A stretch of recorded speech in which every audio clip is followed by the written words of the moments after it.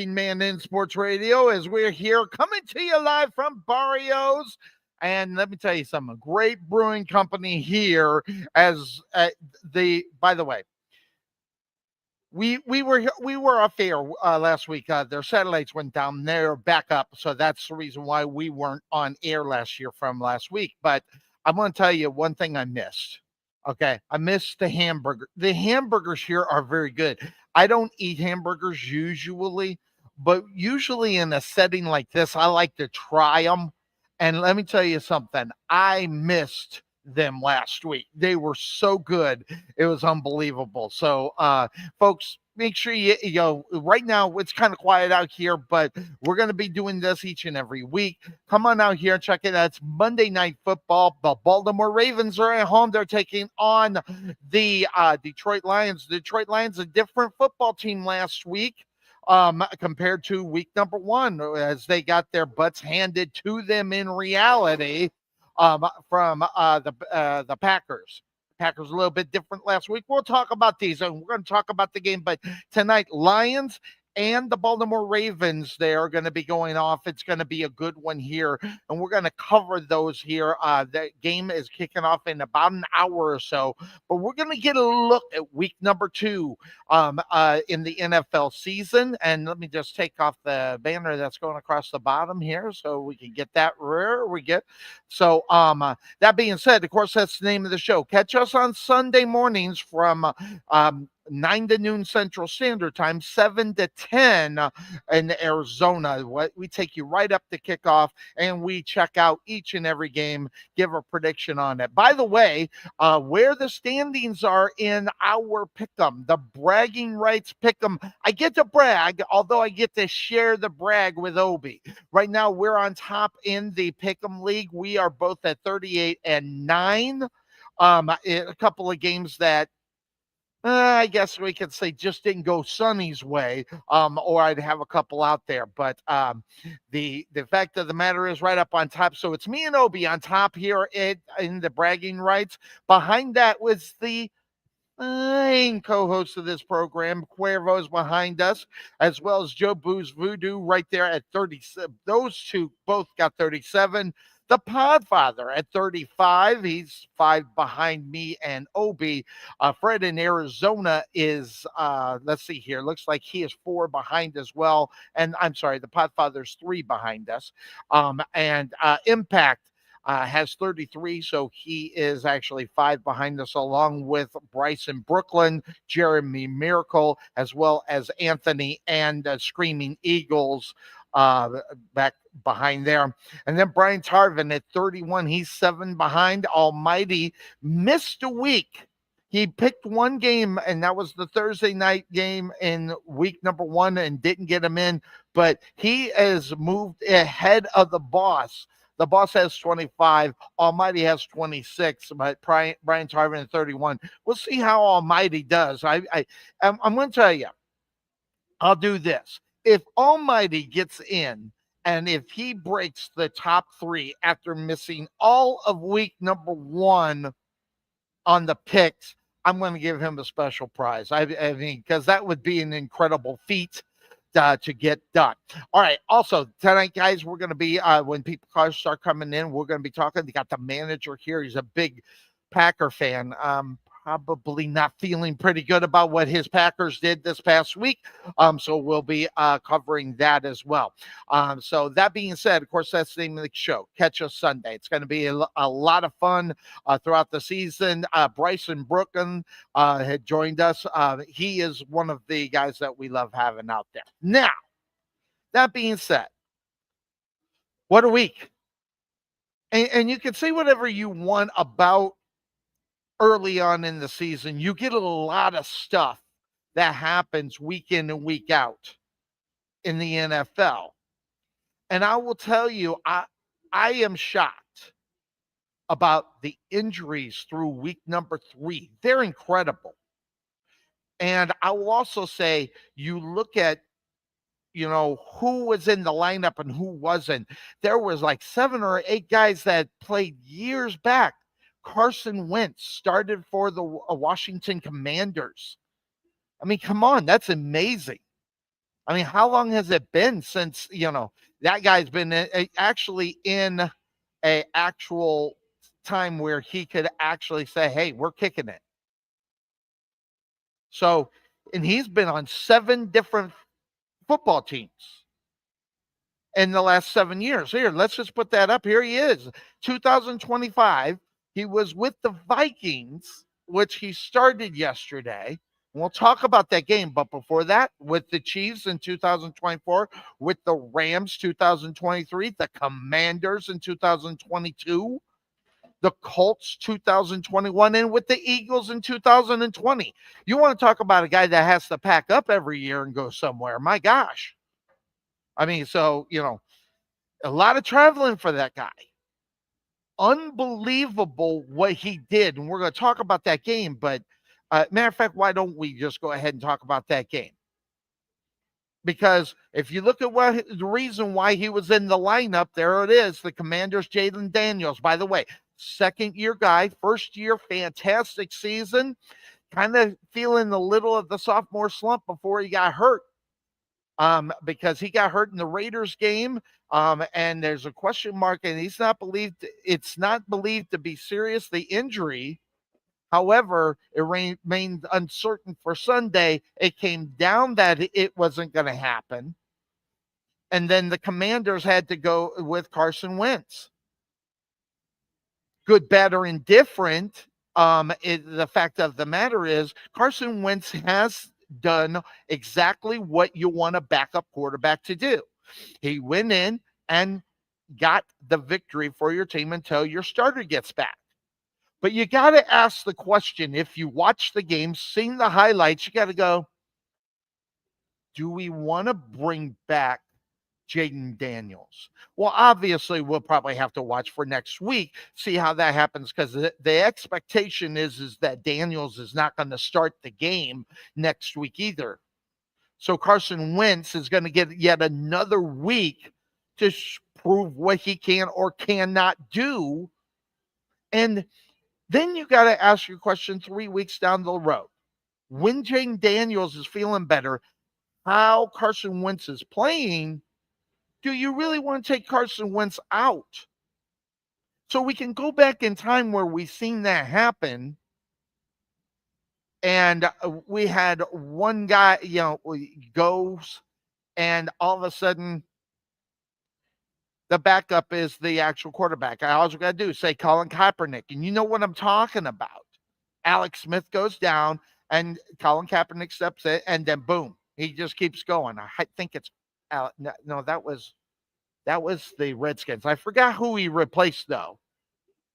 But he was expected to come back and start, but nope. And that was a Jim Harbaugh move, by the way. And we'll talk about Jim Harbaugh a little bit later.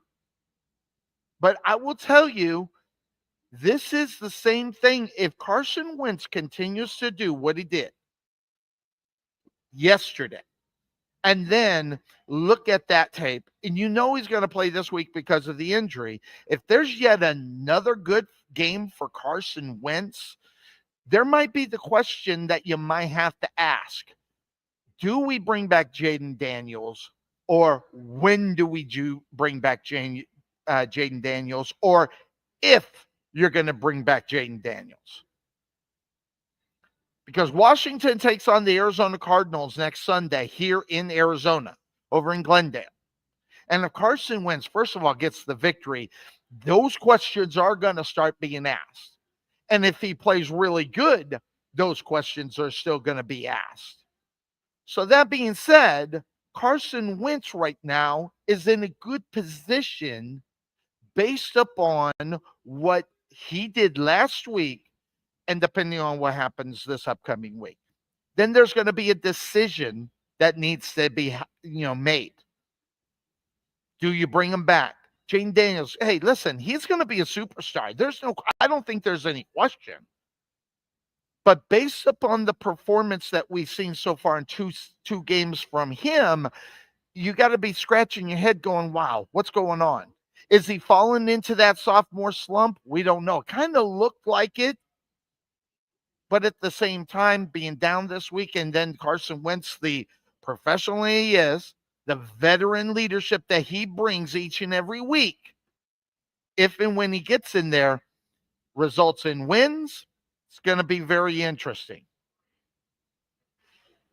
I love the fact that we're talking about Carson Wentz and what he is capable of doing, because this is what he did against the Raiders.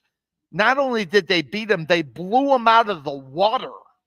Now, that's not to say that the Raiders are a good football team. We all know they are not. But yet, this is what a backup quarterback's job is to do. First of all, go in there and be competitive. Believe it or not, it's not to win the game. It's not this first priority. It's to be competitive so he can continue on. Then if you get the victory with your backup quarterback, you got to be as happy as pig in slop, because you don't want to run into the things where, is it going to be good enough? And back to that story, Jaden Daniels. Is he going to be able to bring what he was able to bring last year back? Because you have to have a resemblance of what that was last year. You had to be able to have that. Now, we will see next week how that rolls down. But if you're a Jaden Daniels fan, I think you need to be worried about where that will be. Now, if Carson Wentz goes down, gets hurt, and everything else, we got all that going on, so be it. Then you bring him back and everything if that happens. But the success of Carson Wentz going into week number 2, if a W happens, there's going to be questions. Who's going to start? Good, bad, or indifferent? And I know we talked about on this show about how young guys, they got to worry about how their feelings. They got to worry about their feelings, because it will hold them up, and they won't be able to do what they do on a normal basis. And then before you know it, there's going to be all kinds of problems. And then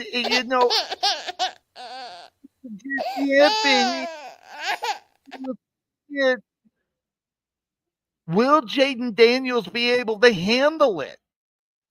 Now, that's a decision that obviously the coaching staff is going to be able to do. They're going to look at it. They're going to ask the questions. Can he handle being down? Oh, well, he's hurt, so it doesn't matter. He can't play. But when he is actually cleared to play, those questions are going to be asked. I'm going to tell you, if I was the head coach and Carson Wentz has a good outing week number 2, and if am I gonna be able to start Jaden Daniels? I don't think so, Tim. I don't think so either. I just think you don't mess with success when your team is not stable. Say whatever you want about the Commanders. This is not a stable football team with Jaden Daniels. This is only his first year. He's in the second year. But if this was a guy that's been playing 3 or 4 years, obviously bringing him back is going to be a big question, and then you don't have to worry about it on the other side. But at the same time, I know that the controversy is what it is, but I'll tell you, if Carson Wentz is able to go and have a good game and win the game, I'm going to say keep him in. What? Oh, Bryce, it sounds like something that they shouldn't do. They should bring him back and let him take over. But at the same time, winning football games is what they're going to have to start doing. Let's be honest. The expectations of the Washington Commanders, okay, are much different in reality when you look at that division of the football game than the New York Giants, which, by the way, should have won that game last night. We'll talk about that in a moment. But that's a different setup there. The expectations in reality, if you're the Giants, to make it to the Super Bowl or even make it to the playoffs, is something that you have to shake your head at. Washington, on the other hand, this is a football franchise that is expected to make the playoffs. Now, looking at the divisions and the division they play in, they got to go up against the Eagles. We'll talk about them. They were fantastic yesterday. So they got to keep up track just in their own division with the Eagles playing for a wild card, because only one team in reality, I think, is going to win the NFC East, that being the Philadelphia Eagles. If it's going to be the Commanders, they got to look on the other side, because if you go to the NFC South, Tampa Bay right now, playing the way that they're playing, might end up with them. The other three teams, they're going to have to battle for a wild card. Now, granted, when you look at the South, you got the Saints, you got the Panthers, you have the Tampa Bay Buccaneers that are going to win there, but the Carolina Panthers. So Washington is okay with the fact those three are not going to be playing well. Go to the North, there's a lot of question marks. Right now, Green Bay is the class of the division, even though they lost yesterday. And we'll talk about that in a moment. Even though they lost last year, but the Lions, they're going to be fighting for one of the two wild cards. The Bears and the will the Vikings be fighting for it? Listen, the Vikings played some good football yesterday. Will they keep that up? And then you go out to the East, where you got San Francisco on top of, the MASH unit that is doing it right now. If they can continue it and get some people back and get them healthy, wonderful. But Seattle's playing good football. Arizona Cardinals unpredictable. So there's going to be a lot of fighting for the wild card spot, and Washington is going to need to bring it each and every week. So Carson Wentz, who knows? But I will say this. He looked good yesterday. He looked like a seasoned pro that had been doing this for years and years and years, and no one was going to be able to stop him. So great outing from the Commanders yesterday. Get the good victory, and not only that, put a beating, and it was a beating yesterday. Say whatever you want, but we'll see how they move forward. That being the Washington Commanders. So, all right, now let's take a look at right here. Here's the game slate that happened yesterday. These are the scores that happened yesterday. And Thursday Night Football, the Buffalo Bills got it, but these are the victory. You saw the Minnesota Viking, my Jacksonville Jaguars, which I got a lot to talk about, because I know I'm going to get backlash on what I'm going to say about the Jaguars come Sunday, when I got the other misfits out there dragging down my throat. But I got a lot to say about that football game, because I watched a lot of that football game. The Indianapolis Colts 3-0 right now. Are we kidding? There's the Washington score. And the Philadelphia Eagles getting the victory over the Rams 33-26. The Panthers on the board. Finally a tick up underneath the W side. And not only that, they completely embarrass the Atlanta Falcons. How about the Browns getting the victory over the Green Bay Packers? Amazing. The game I was torn about, and I'm glad I stayed with the Pittsburgh Steelers, 21-14 over the Patriots. That game was closer than the number shows. And then entertaining game. Say whatever you want about Baker Mayfield, 29-27 over the Jets, a back and forth game. Awesome game. A complete awesome game last week, or yesterday. Then San Francisco getting that 1-point victory over the Arizona Cardinals. There's the blowout as the Seattle Seahawks handled the Saints, and then the disappointing outing for the Dallas Cowboys, getting bitch slapped. Okay, that's what happened. I know I don't like to say, but they just got knocked around the football field, and they should feel embarrassed. And that leads us to tonight's game, as the Monday Night Football game is getting ready to kick into and start. So that's why we're here. We're here at Barrios. We're having a good time, enjoying our time out here. Make sure you get out here and get this. We've advertised this all over. You know we're going to be here. Get out here, get the food. It's going to be a lot of fun.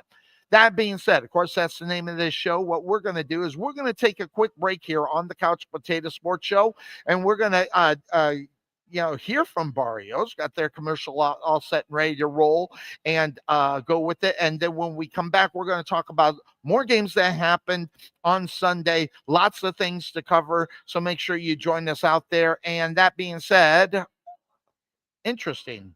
I'm missing one of them, but we'll get it back up. But let's hear from, obviously, Barrios, and we'll be back here on the Couch Potato Sports Show. And it's Monday Night Football coming to you live from Barrio Brewing Company. It is Arizona's oldest brewing company. Check us out, 5803 South Sossaman Road, suite number 212 in Mesa, Arizona, or give them a call. Hey, if you can't come out here, call and get some food. 480-988-7171. That's 480-988-7171. We'll be right back here on the Couch Potato Sports Show. Barrios Brewing Company is Arizona's oldest brewery. In 2017, Barrios opened up in Phoenix at the Phoenix Mesa Gateway Airport. Barrios is a roomy brew pub featuring its own brand of craft beers on tap. Check out Barrios, located at 5803 South Sossaman Road, number 212 in Mesa, Arizona. Or give them a call at 480-988-7171. That's 480-988-7171. Barrios Brewing Company. Have hail damage to your vehicle and you're in the DFW area? Then First Choice Auto Hail is the first choice and right choice for you. First Choice Auto Hail Repair wants to protect your vehicle's value and investment by repairing hail damage. We even cover deductibles up to $1,000 per vehicle and can help you have your vehicle repaired for zero out-of-pocket costs. Give us a call at 469-288-2639. That's 469-288-2639. First Choice Auto Hail Repair, a name you can trust.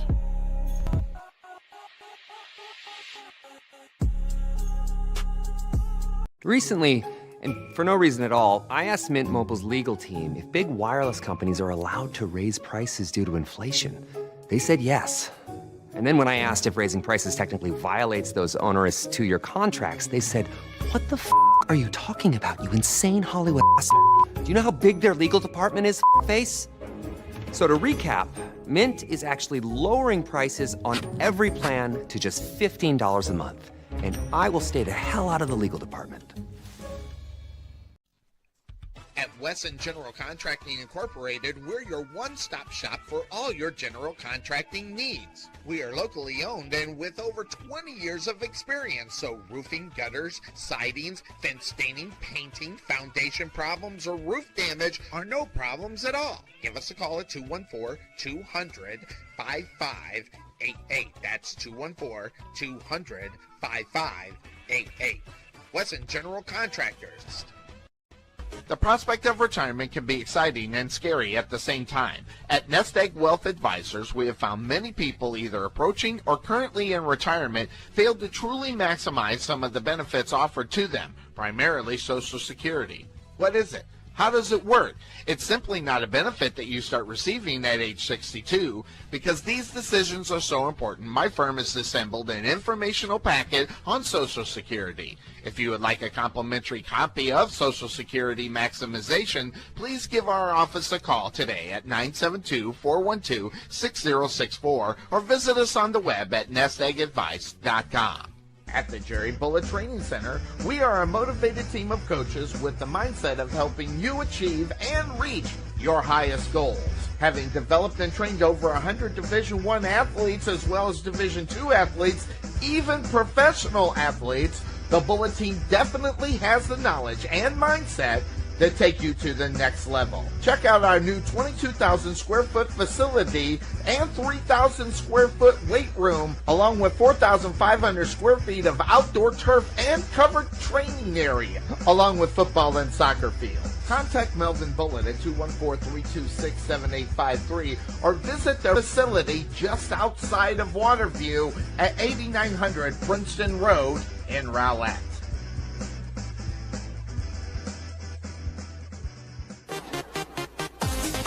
Being taken for a ride? Check out Costo Insurance, serving Texans since 1981.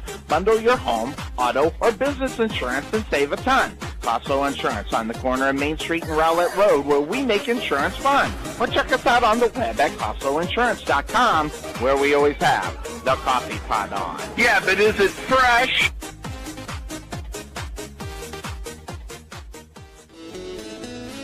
Barrios Brewing Company is Arizona's oldest brewery. In 2017, Barrios opened up in Phoenix at the Phoenix Mesa Gateway Airport. Barrios is a roomy brew pub featuring its own brand of craft beers on tap, plus burgers, tacos, as well as sports on TV. Check out a few of their favorites, such as the Barrios Bacon Jam Sliders, 2 beef sliders covered with their own savory bacon jam and cheddar cheese, served on a pretzel roll. Yum. And how about Barrios Brats? The house bratwurst is slowly simmered in a copperhead pale ale grilled over an open flame, served with your choice of sauerkraut or caramelized onions.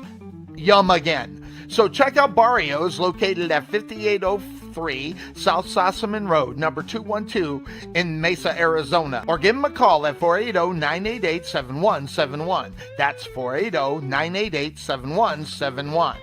Barrios Brewing Company. All right, welcome back into the Couch Potato Sports Show. It is me, Sonny Clark, the hardest working man in sports radio, coming to you live from Barrio Brewing Company as we are checking out Monday Night Football here. Let's go ahead and flip the switch. As you can see us right up there, and you can catch us here on YouTube as we do it also at Facebook and all that stuff. But folks, I wanted to just kind of show you a couple of things here, as we like to do. Some of the nice decor that they have here at Barrio, some good stuff here.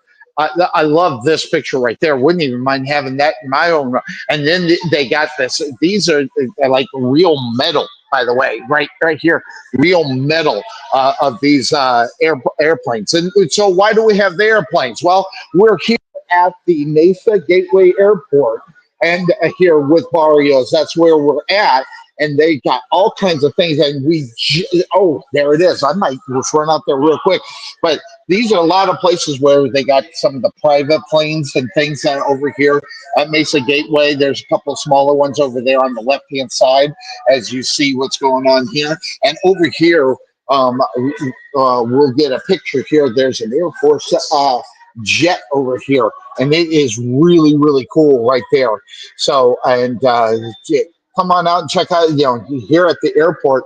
But something else I wanted to put out here so you could see, we're here at Barrios, but this is Arizona's longest running brewery. And look at this, guys. This is the menu that they got just with their brew. All right, they got 1, 2, 3, 4, 5, 6, 7, 8, 9, 10, 11, 12. There's 13 on. You can get these here all the time. They change them out in and out, every once in a while. But man, you got that to be choose from. Again, Arizona's oldest brewery here at Mesa Gateway Airport. And we got some of the pilots out here, as well as some of the Air Force folks that are hanging out here, and of course some people having dinner, some folks that just walked in. So that being said, of course, that's the name of the show. Again, catch us on 9 to noon. We'll put that here to the front and make the connection. It's not, we'll just switch out. Boom, and I am back. So that having been said, nice place to hang out too. It's really a great place, great atmosphere. And again, man, I'm telling you right now, those burgers are to die for. They're fantastic. Make sure you check them out. Now, that being said, of course, that's the name of the show. Lots of things to cover here before we get to Monday Night Football. And let's see here. Let's go. Whoa. Oh, I'm right here. I need to go up a little higher. All right, so let's talk a little bit about some of the games that happened here this past week here. The Jets, they lose a heartbreaker, by the way. If you were watching this, we watching that on Red Zone, but the Buccaneers doing what they're doing. By the way, they are 3-0 now after they take care of the Jets 0-3, 29-27. As Tyrod Taylor didn't have the worst game in the world, Okay, if you remember Tyrod Taylor, he's the one that put the Buffalo Bills on the map before Josh Allen got there. He was the one that took them to the playoffs, and then Josh Allen and the young stud that he is just kind of walked him out the door. So he didn't do a bad job in reality against the Buccaneers. 26 of 36, 197 yards, 2 touchdowns, and an interception. And he also rushed the ball for 48 yards. So watch out for that. You get the dual one. That injury situation that has him starting, who knows how long that's going to take down there. Wilson had 10 receptions, 84 yards, and a touchdown. Next game they got are the Miami Dolphins. And I'm going to tell you right now, that's going to be a fun game to watch because the Miami Dolphins, okay, the Buffalo Bills just beat the snot out of them on Thursday Night Football. So that should be a good game based upon what you've seen with the Buccaneers and what they did there. But Baker Mayfield, nothing special, which is exactly what needs to happen for them. Baker Mayfield does not need to be the savior of that football team. He just needs to run this team. He needs to get the offense to go and do what they ended up doing. 19 of 29, 233 yards and a touchdown. He also rushed the ball for 44 yards. And his running back, Irving, by the way, is one of the greatest. He had some great moves in that game that put some of those defenders, faked them out of their jocks. Unbelievable. 25 rushes, 66 yards for Irving, but it was the receptions. He had 33 yards in receptions, and also Ibuka had 6 receptions, 85 yards. Now they got the Eagles next week, so they might have some work to do. But that being said, Baker Mayfield, just look at what this guy has gone through since the Browns made the biggest mistake that they could have made. As back in July of 2022, they traded Baker Mayfield to the Panthers. Well, that didn't last long. Then he was released in that same year. He didn't even make it out the rest of the year. They released him. Then he was claimed by the Rams, went in for the Rams, and had a great first game, mediocre second, good third one, and then it kind of, I don't know what the relationship was or what it was all about, but at the same time, with that situation, as far as Matthew Stafford coming back into the lineup, there's just no room for him. And then in March of 2023, 2 years ago, signed with the Buccaneers, and he's been there since, and he's had very good success. And that's all you really, in reality, that's all you want from a Baker Mayfield. He doesn't have to be the great big superstar. He doesn't have to be the Patrick Mahomes. He just has to get in there and help his team win, and he has done so. And the Cleveland Browns should be smacking themselves upside the head for letting that guy go. It was a big mistake, and that's gonna be one thing that they are going to regret. Now, other game that happened, if you are a Dallas Cowboy fan, you got to be feeling god awful at that performance that you saw from Dak Prescott and the Dallas Cowboys. Even Dak Prescott did not look good, and he actually has looked good from time to time. But Matt Eberflus gave the Bears the opportunity to get the victory. I mean, good Lord, look what this is the defense of the Dallas Cowboys, okay? All right. The Bears scored 31 points on Matt Eberflus's defense, former Chicago Bears head coach. They went 9 of 15 on third down. They let them get the ball and get that first down. The Chicago Bears didn't even have a turnover in that game. The defense couldn't even pressure them enough to get a turnover in that game. No sacks, no pressure. He only had one quarterback hit. They didn't even pressure him, for God's sake. And you look on the other side of it, you had Williams. he posted 142.6 passer rating and threw 4 touchdowns on the Dallas Cowboys defense. Now, I got to tell you, I am laughing because I just do find it hilarious that they hired this guy as the defensive coordinator. But then again, the Dallas Cowboys don't have any real coaching. Okay. Yeah, I said it. And I'll say they don't have any real coaching. And this is yet another example of why. And what a day for the Chicago Bears. A fantastic week for them. And you say whatever you want. He made them look like superstars. 31-14, and it wasn't even that close. Dak Prescott, 31 of 40, 251 and a touchdown, but 2 interceptions. He played like dog pile. Let's just be honest. He played awful after a good first 2 games. But this is not the game you drop and have a bad game.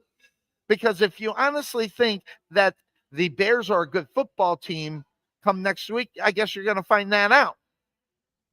Ferguson, 13 catches, 82 yards as the big story in reality, for the Dallas Cowboys. First of all, it was an embarrassing outing. I mean, embarrassing. But there's a bigger problem come next week. It's this right here. Dak Prescott. Are you kidding me? Dak Prescott's not going to have CeeDee Lamb? 4 to 6 weeks? High ankle sprain. And let me tell you something. This is what always happens.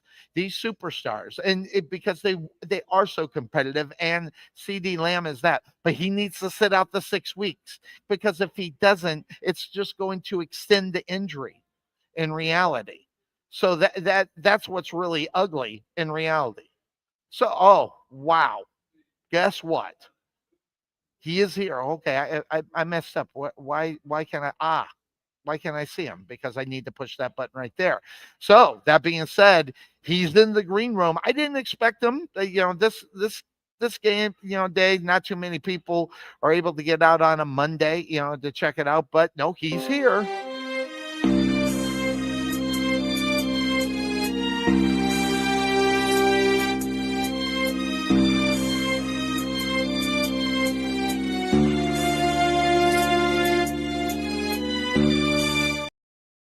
Only 3 behind. Wait, did I bring him in? I did. Yeah, I'm Wait, here. let me. Well, no, let me get the thing out from in front of us, Hey, and then I'm gonna take my camera off, but you can still hear me, okay? say again. I'm gonna turn my camera off, but you can still hear me, okay? Okay, you can go ahead and do that. And Yeah. so, how are you feeling? You really should have your picture there, but that's another story in itself. How you feeling as a Dallas Cowboy fan about what you saw with the Chicago Bears? I mean, I don't think you think in reality that the Chicago Bears are a great football team. Well, I mean, honestly, it's about time Matt Eberflus did something good for the Bears. Say that again, because you must have cut out on me there. No, can you hear me? Can you hear me? Okay. Yeah, I got you, but I Yeah. just didn't hear you. Obviously, Matt Eberflus had to do something good for the Bears, and he did something good for them. Kind of helped him out, got you. Listen, I said this yesterday. Caleb Williams has the opportunity to have the game of his life yesterday, which he did. And he did. Yeah. Or Dallas' defense can nut up and actually do what they need to do. They didn't do it. And the bad thing is when you're playing from behind, that offense already missing a weapon with CeeDee Lamb. Now, also, you gotta say this: so their running game is actually pretty fucking solid. I mean, I didn't predict that at all this year. I mean, every time they hand the ball off, they were getting 5-6 yards a carry. Yep. But unfortunately, in order to win this game, you got to throw the ball too, and they just weren't putting the ball in the end zone, and that cost them. And mistakes cost them. Dak threw a couple picks, and one was bobbled, so you can't really put that on Dak, but the other one was. And I mean, honestly, the better team won yesterday. Absolutely. And guess what? That's going to be the Dallas Cowboys this year as long as that secondary gets burned Every game they got burned against the Giants. They got burned against the Bears. Let's face it, they kind of got burned against the Eagles too. When you think about it, so this secondary they got sucks, It's and bad. It's real bad. it's so bad. And no matter, I mean, if you want to win these games, you got to put 40 up. Yep. You know, because you're going to give 35, no problem. Interestingly enough, I'll put the graphic back up. I mean, the Dallas defense made Caleb Williams look like a superstar. 19 to 28, 298 as far as yards, 4 touchdown passes. Yeah. Swift also rushed for 13 times for 33 yards, but it was the reception yards that really got him. And then Burden, 3 receptions, 101 yards and the touchdowns. And the next game for the Bears are the Raiders. But next week, you got the big showdown that is happening in Dallas as the Dallas Cowboys are going to be taking on the Green Bay Packers. And that's going to be loss number 3. Because you don't think the Packers aren't pissed? Oh my dear Lord. They lost to the freaking Browns. Absolutely. Absolutely. And they got to redeem themselves. I mean, for crying out loud. There's the stat board for Williams. Yeah, and that team has come to the Cowboys Stadium at the Death Star, and that's putting an ass whooping on the Cowboys. They put up 40 points against them in the playoffs. Yep. So, do you think a regular season game is going to matter? No. They're going to look at that as like saying, look, we need to destroy who is in front of us right now because we got embarrassed. I mean, who got embarrassed more, the Cowboys or the Packers? Oh, that's a good question. I think the Cowboys. I mean, say whatever you want about Green Bay, as far as what they're doing.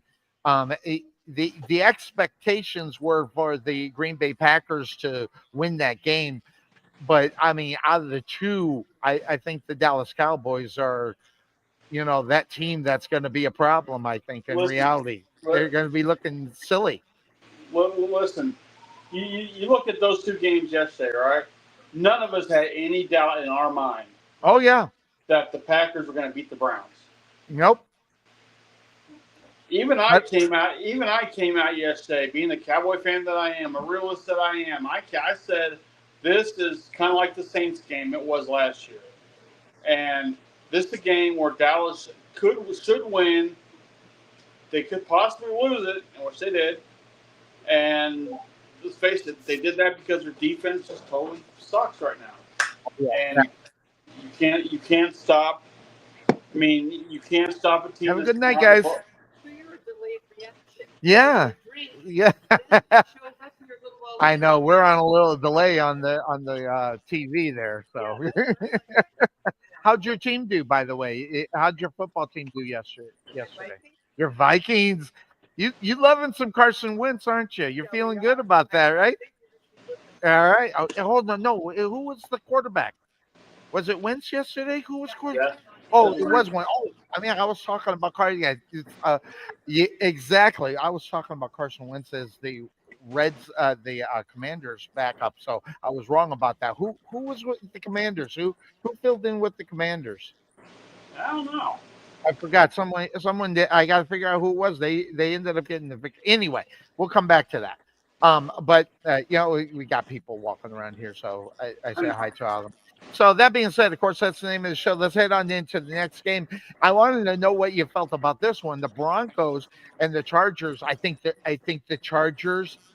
This is the game that they normally lose. They get in that dogfight until the end of it, and then they lose. And then the other way around, it's usually last year, Bo Nix showed up in those games, but he didn't show up. 14, 25, 153 yards and a touchdown. Herbert, 28 of 47, 300 yards, a touchdown and an interception. And a game that went back and forth, back and forth, back and forth, back and forth, and it was an enjoyable game to watch. That having been said, of course, that's the name of this show. That showed me that the Chargers need to get a little bit better. Again, they normally lose that game, Podfather, but they got the victory. Yeah, but the thing is, they lost Najee Harris. He's out for the season. Yes, exactly. He's out for the whole season. He's done. And that say whatever you want. Oh, well, that's as bad as CD Lamb getting hurt in reality. Yeah. Yeah, So, but the thing is, City will come back later in the season.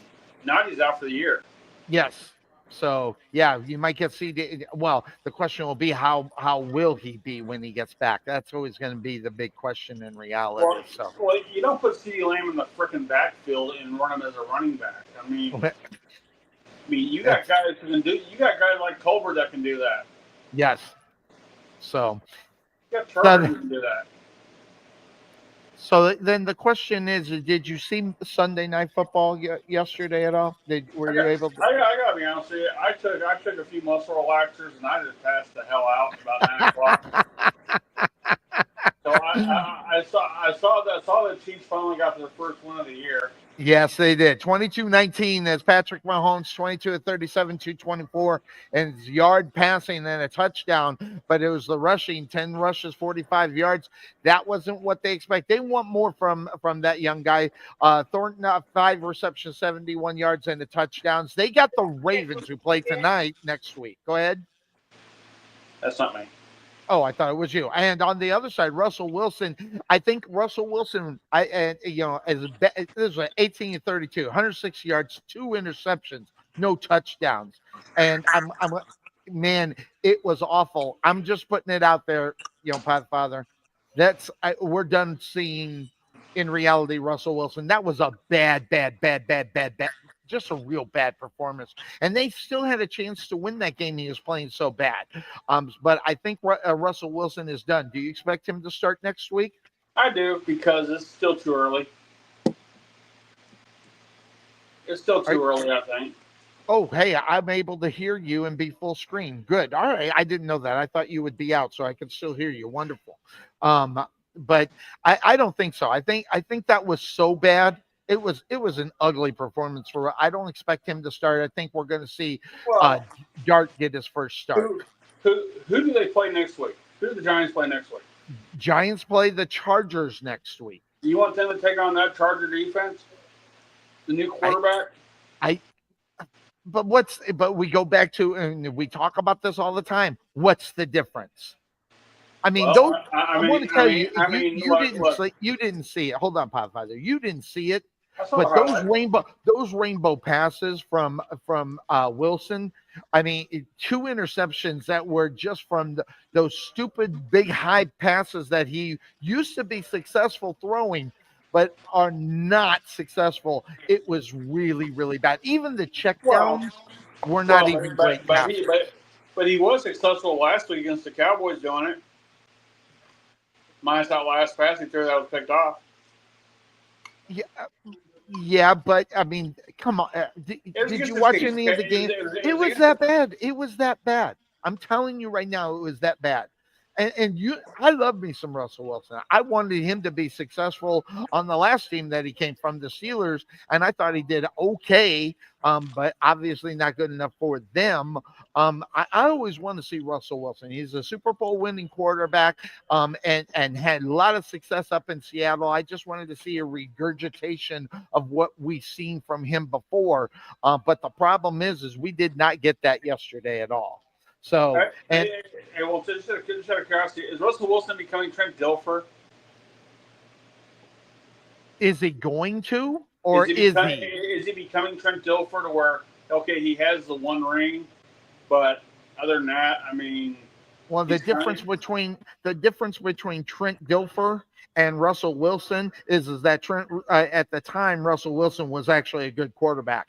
Trent Dilfer has never been a good quarterback, and the defense of the Baltimore Ravens bailed him out in order to get the Super Bowl ring. So I'm not too good. And the graphic right there tells you a little bit of story about what's going on and the consistency of excellence. And Andy Reid is that more than 10 years with the Eagles, more than 10 years with the Kansas City Chiefs. Okay. 2 teams, 20 years. Most coaches don't even come close to lasting that long in reality. Right. Hey, Andy Reid's a Hall of Famer, no doubt about that. And remember, the Giants took on the Chiefs yesterday, okay? Yes. So Russell Wilson, who is on a really bad team, he's got 1 good weapon on that team. 1. One. And Yeah. he darn near got hurt yesterday, by the way, with those silly passes that he threw in reality. But the Giants on the other side, they should have won that game. I'm sorry, they should have. But look at what's going on. The two guys that they get rid of are 3-0. Saquon Barkley, even after a year, he's 3-0 for the Eagles. Look at Daniel Jones, 3-0 for the Colts. We'll talk about that in a moment. No one expected that except one guy who picked them to win this or come second in this division. Now the Houston Texans are not doing very well, and they might not do it right now. The Colts look like Speaking of which, they're speaking looking of like which, how yeah. about your team? How about your team, Jacksonville Jaguars? Well, hold on. I wasn't expecting to go to that right away, but I can go to it. Give me a moment because I got the placard. Where did I put it? I know I did it because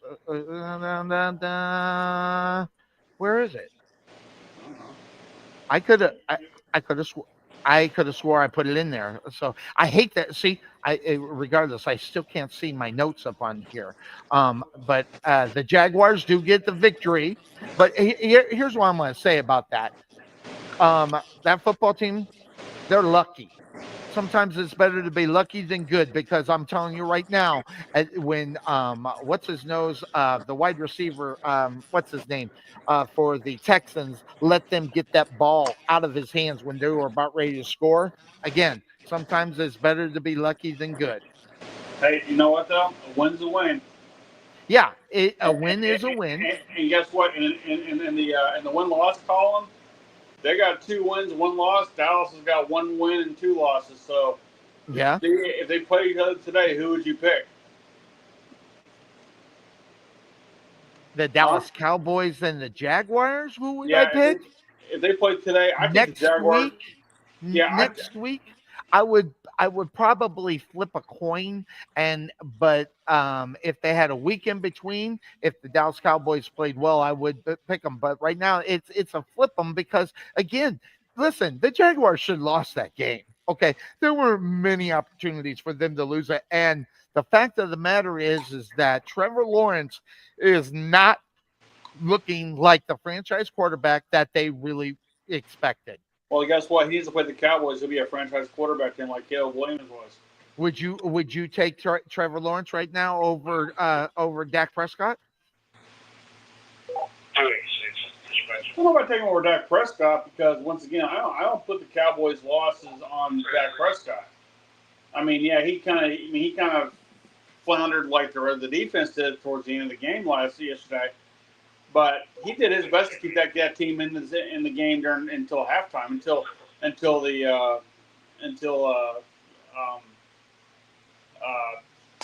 who they play? I'm sorry, I got so many noises going on. And, I hear your noises. You're at work. yeah, I'm at work. Yeah, yeah, You must be.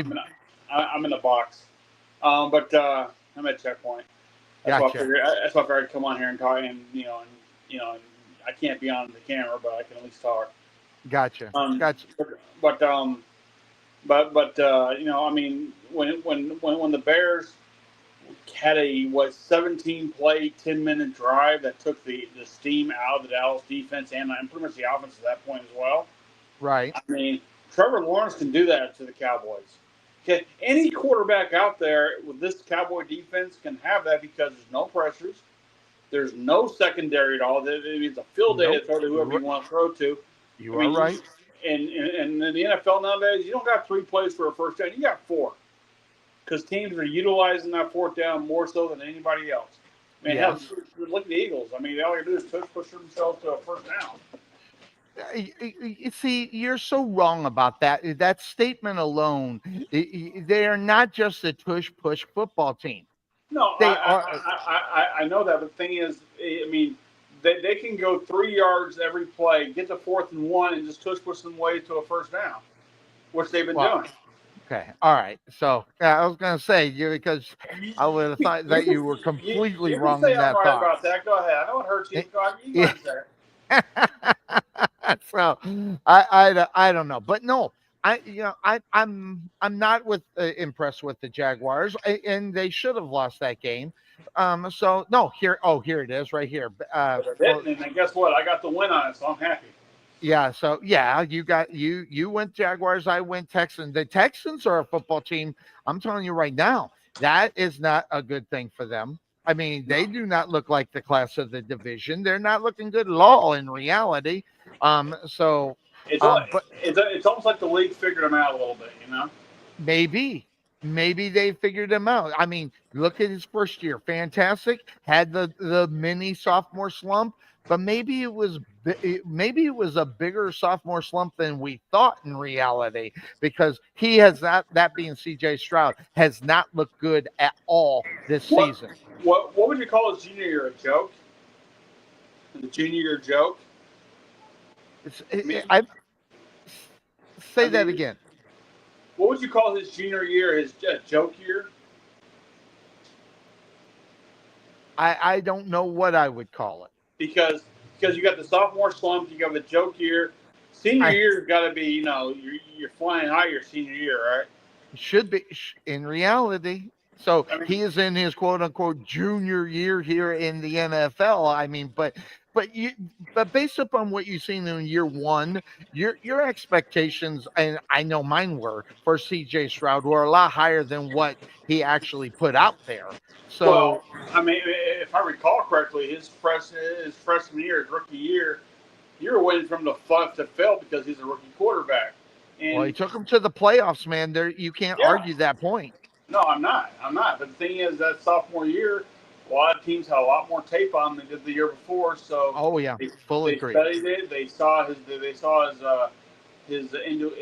the little things that make him go. They kind of did their thing with him, and the next thing you know, it's kind of what it is. Hey, I got to pause, but I'll be right back. All right, so he'll be back, Eric. I got him here. I'll just leave it the way it is and leave it on. He'll come back in when he's ready. But no, there's a lot of work for CJ Stroud and the Jaguars. Listen, that was a horrible performance. I know you guys are saying, oh, they're going to come back with the win. You'll find something wrong with it. Absolutely. And if you watch the game, you've seen they got lucky. Again, sometimes it's better to be lucky than good. They were not good yesterday. They were lucky to get the win. They are 2-1. Congratulations. But listen, that's nothing to write home to mama about. I'm not impressed. When was the last time they And, were 2-1? huh? When was the last time they were 2-1? Oh, it's been a while. It's You been a know, while. you know what? It's a positive. Let's accentuate the positives and eliminate most of the negatives, and that's what they're doing right now. Hey, I'm going to put up this. Look at those games yesterday. By the way, those I don't know. You slept through most of them, but I'm telling you I right did. now, there were 7 games in the NFL on Sunday that featured a game-winning score in the final 3 minutes of the fourth quarter, and I put the question up: when was the last time that's happened? Every other week. No, no. The But last hey, time it was he, 7 games like the way he, it was this was 1970. Just to the, let you know. yeah, but the NFL likes that though. That's what they Oh, like. they love it. That's why they like the games not necessarily over when it's 5 minutes left in the game, and teams are like only down by 17 points because teams find a way to bounce back, whether it's garbage yards or if it's or if it's just the right penalty in place, an onside kick or a fumble or whatever. They like that shit because that's good TV for them. I fully agree. And a lot of people not leaving the stadiums early on that one, unless you saw the 2 blowouts that happened yesterday. And those teams, not even interesting games, but we'll talk about that. Right. But 7, But hey, I got news for you. The NBA is the same way. The NBA does that too. 5 minutes left in the game, you're down by 20. You ain't out of that game. oh, I agree with you. I think you're absolutely correct. And now, but here's only 6 teams right now remain undefeated. That's the Buffalo Bills, the Philadelphia Eagles, San Francisco, the Chargers, the Buccaneers, and the Colts. And I'm telling you right now, if you thought that the Colts were going to be undefeated after 3 weeks, I'm sure everybody wouldn't have said. And I would have been surprised to see Tampa Bay. If I wouldn't seen the schedule, I probably wouldn't have done it. But that being said, of course, that's the name of the show. 6. Wow. All you got to say, 6 undefeated teams. But the teams tonight is what we're getting on Monday Night Football. They're not undefeated, but what a good game coming in here tonight. So let's hop into this one as the Hold on a second, though. Going back to the Colts real quick. I'm sorry to interrupt you. I know no. Go ahead. you're not That's used to fine. having a guest on these Monday shows. I know, but All right. did the Colts punter make an appearance last night? Did the Colts finally what? Did the Colts finally punt the ball yesterday? Yes, they did though, but they went 2 weeks without punting the football, That's the which first time in which forever. is incredible anyway. Okay, Yeah. but and they went through like it was like right before the half, he had to finally kick the ball, but still, hey, Daniel Jones, as far as what he has been able to do, say what you want, I thought the Colts were going to be a good football team this year. I even told everybody that, and I know I got a lot of people, doing the Joe on me in reality when I said, "Watch out for the Colts." Oh, it was insane. But the Colts, they actually, hey, against the Titans, an in division game, and they blew them out. The 41-20 score, take away 7 because there was a 7 point garbage time that happened in that. So 41-14, they really beat the tar out of them. Yeah, but then again, everybody's going to be the hell out of the Titans this year. Yeah, how about and you asked the question, when was the last time they did it?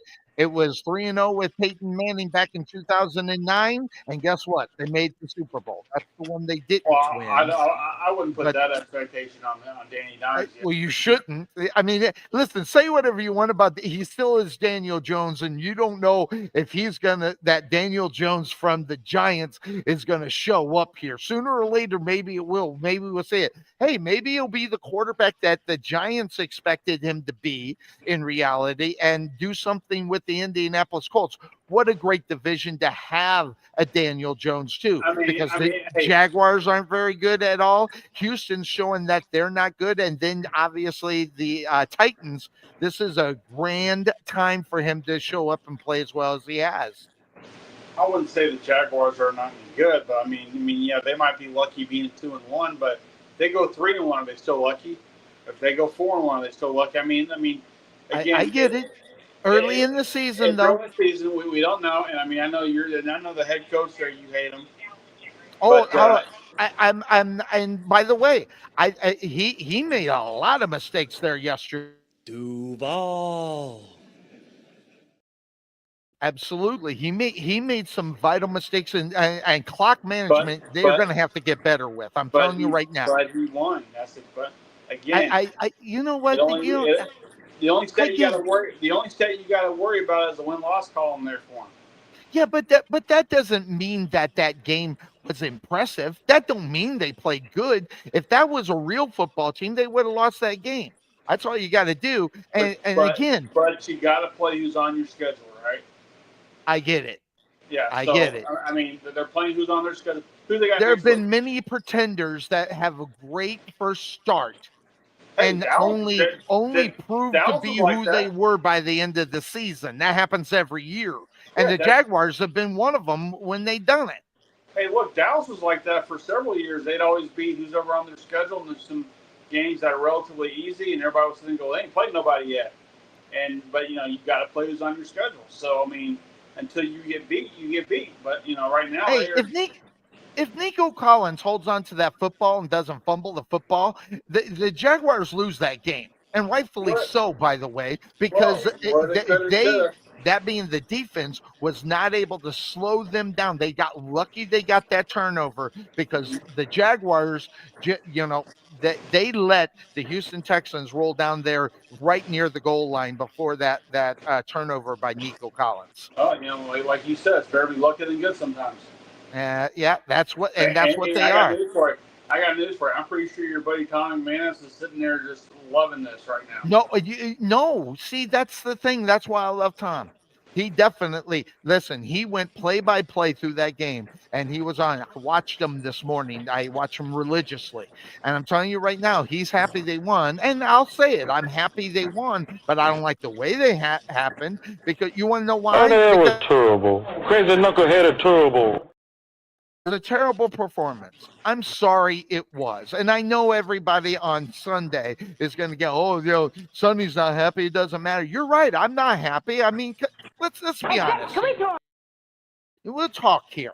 When you're a good football team and you ink one out, you can kind of look at it and say, well, that kind of thing happens. But the Jaguars are consistently doing that kind of stuff. You don't expect to happen what happened. Now, granted, again, a blind dog will find a bone. They get the turnover. They get the win. Hey, congratulations. But I'm not feeling good. But let's see. The Jaguars next week, they got San Francisco. So you think I'm feeling good about the Jaguars? And by the way, That's going gonna be rough. to the 49ers, even though they lost Bosa, I know that's a big loss for Yeah, them. But still, Ron it's Kittle. still the 49ers. They're still a good football team, and they got to fly cross country, even though it kind of benefits them. But the Jaguars are not a consistent enough football team, even early in the season, to say, hey, guess what? We got a good chance. No, and I'm telling you right now, I'm picking the 49ers. I don't even care that they lost Bosa. They are not good enough to play against a good football team, even with their backup quarterback. So, But you know what though, Sonny? You think about it, though. This is where the Niners had that problem last year, right? All the injuries start creeping up. They started yeah. losing games that mattered, and some games didn't even matter. Well, hold And on. They didn't lose. They lost against teams that mattered. They didn't lose against bad football teams. They lost when it was mattered, and there's a big difference there. yeah, but the thing is, when your team is worse than the Cowboys were last year, every game matters at that point. So Mm-hmm. the fact that they were losing on a more consistent basis, they were winning because of the injuries, and now the injuries are already creeping up. They've already lost their quarterback for a little bit. They've lost Nick Bosa. They've lost George Kittle for the time being. I mean, that's I get three it. big ones right there. And I mean, look, and they're going to go. Jacksonville's going to go in there and play against their former quarterback. I mean, I'm not saying that they know everything that he knows, but I mean, again, I think he's going to benefit from a different atmosphere and different scenery, kind of like what Danny Dimes is doing. But at the same time, you have to kind of look at that game and go, will Jacksonville be up for that game? And if so, if they got to go to San Francisco for that, that might be the difference maker. Maybe being in San Francisco will be the big difference maker You're right, because but because the Niners aren't blowing teams out right now. oh no, but consistently being able to win football games is much different than the Jaguars. But that's a different story for you. Now, before we get too late, let's go to Monday Night Football. They're about ready to start that one up here as the Lions are going in to Baltimore. And listen, the Lions played good football last week. I even have to admit it. I have to come back and say that I looked at the whole thing and maybe I missed on it but they looked like the football team that played very well last year, even after losing all of the talent to injury. So I guess I was that have been wrong, but they're going up against a juggernaut here tonight as the Baltimore Ravens. Listen, they're pretty well not happy about losing last week, and I feel bad for the Lions in reality. I'm not going to say this is going to be a Actually, blowout, but this is going to be a very physical football game. well, actually, Baltimore won last week. They lost the first week. Oh, was it? I got it wrong. Okay, who'd they beat last week? I don't remember who they beat, but they lost Let to the me look. Bills. Let me look. I got it right here. They I lost to the thought they Bills lost opening week. last week. All No, they right, won. so all right, let me look here. All right, so here's the list, and where are they on the list? When did they play? Da-da-da-da. Baltimore. You said they won. Oh, yeah, they beat Cleveland. Yeah, of course, I forgot about that. Of course. The team that beat the Packers. Yeah, the team that beat the exactly. But that being said, of course, that's the name of the show.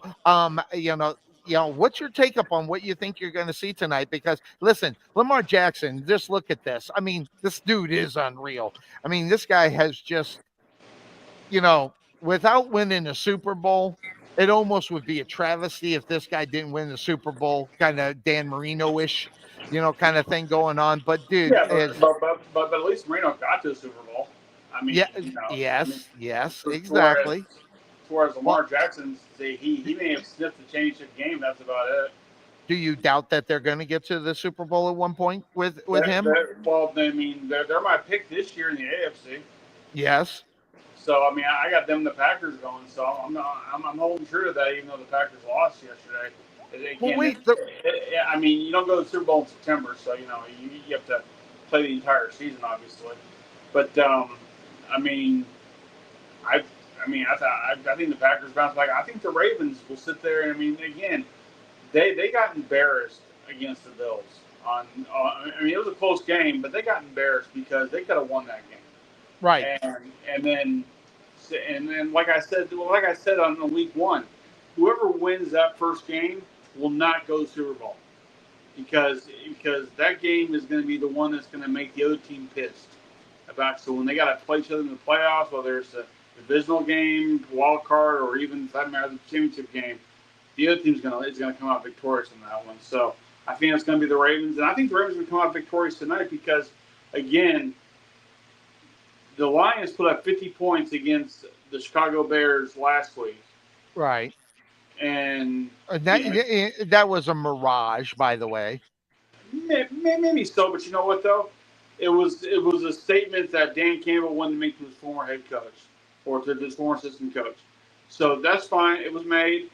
Guess what? The Bears came out and they embarrassed the Cowboys. So I mean, they're all the best for it, right? Right. Um, Exactly. so the Lions again, they're going to take on a team that's they don't see all the time. Right. They don't see the Ravens. And a lot of teams, these conference games like this, where two teams never play each other that much. Yes. I always kind of lean more towards the AFC on that because you don't get to see them very often, No.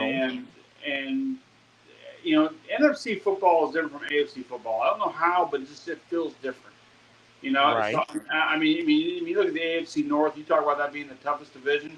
Well, the NFC North is just as tough, but they're more fancy with their points, right? I So, guess. so hell, you had the Vikings put up 40 points yesterday with a backup quarterback. So, I mean, that's just who they are, and I don't see the Lions being all put together for this game. It's playing Baltimore, right? Yes, this game is Yeah. in Baltimore. Now, my pick could have been changed a little bit, maybe swayed a little bit more had it been playing Detroit. But I'm gonna go Baltimore. It's not gonna be that close, but He's got to listen. Hold on. He's got to listen to that message. no, that's not fine. Okay, not for you. Gotcha. All right. But I'm on Baltimore too. I think Baltimore is just the better football team in reality. Even if they had Ben Johnson back over as the coaching, I still would have picked in reality Baltimore. Baltimore's just a better all around. By the way, Lamar Jackson, he's hanging out in the pocket a lot more, sort of things that Sonny likes to see. I want to see quarterbacks hang in the pocket until they gotta go, and that's what it looks like. But as far as the picks are concerned, just to let you know, the picks are in. I'm on Baltimore. You're on Baltimore. You need to bail. No, I'm good. Oh, okay. Um, uh, Obi, who I'm tied with right now, is on Detroit. So hopefully, Baltimore pulls it out and I'll move out of that tie with Obi going on. And looks like Jeremy Miracle, as well as the Screaming Eagles and Anthony, are on Detroit tonight. Everybody else is on Baltimore. I think we're going to get a big game here tonight. I think, as far as what you can expect from a Lamar Jackson, and I think he has a big game, whether he's going to run it or pass it. But when you got Henry in the backfield, you got so many things that you can do. Lamar Jackson could run, Henry can run, Henry can go out and pass routes and things of that sort. So that whole thing looks really good. For looking on the other side, though, listen, Goff is a good football player, and if anybody wants to question that, he's got a Super Bowl ring. Just to let everybody know, this guy can play, and if he gets the opportunity to make big plays, he needs to do that tonight. There needs to be a big game if they're going to win tonight. That being the Lions, Jared Goff has to throw for over 300 yards and maybe 2 or 3 touchdowns, and but Hey, they better. Sonny, hold on a But second. mhm, Who does Jared Goff have a Super Bowl ring with? the Rams. No, Stafford does. Well, Stafford does have one, but the years before that, the Rams, he got No, Jared Goff got a Super Bowl with the no, Rams. no, he didn't. No, I got to look because I'm almost sure he did. Wait, Because if you remember, that was an even trade Stafford for Goff. no, I know that, but that was 2 years. But I'm talking about 2 years before that. No, Hold on 1 second. I'm almost sure he got, and hey, listen, I've been known to be wrong. yeah, but Uh, this entire show so this entire show but so far. I mean, I ain't gonna lie. I mean, Okay, hold on 1 second. No, he was in the Super Bowl. He lost to the Patriots 13-3. correct. But I thought he actually won one. So I'm mistaken. I will take that back. But hey, he's in the Super Bowl. The guy was in the Super Bowl. Take away from that, say whatever you want. I mean, the guy's got skills. So Yeah, still, but I mean, he does have that advanced age going on right now for him too. He can barely jump over the damn end zone. But yes, I mean, look, tonight's going to be, if you're going to be able to sit at home, just sit there, Barro's Pizza, and be able to watch that or whatnot, that's going to be a yeah. fun thing to watch. And, Is it going to be close? I don't think so. I don't think so either. I think it might start off pretty close. And by about the third quarter, the Ravens will pull away. Yes. If not the third, they'll definitely do it in the fourth quarter. I mean, unlike the Cowboy Eagles game where the score pretty much stayed the same at halftime and stayed that way throughout, I can see where where teams are going to be neck and neck with each other for at least a good 10 to 15 minutes. The Ravens will start to kind of pull away, the Lions will try to get back in there with a couple of field goals, but then the Ravens will just start scoring touchdowns, and I think Henry will have a hell of a game. Right. So I'm looking at the line for tonight's game. Let's see here. Bring that One up. and a half, Man. right? Well, the over and under is 51.5. Baltimore is giving the Lions 5.5. I don't know if that's enough to take the Lions. I don't think, as far as the Lions concerned, 5.5. They get five, and it's 5.5 to nothing right now. But the game's on right now. It just started up a couple minutes ago. Right now, the Lions are driving the ball. They're at the 12-yard line. So they're driving the ball right now, about ready to score up on the defense of the Ravens. I'll keep an eye up on that as we're here. Quick pass down to the ground, incomplete for Jared Goff, intended for Montgomery out of the backfield.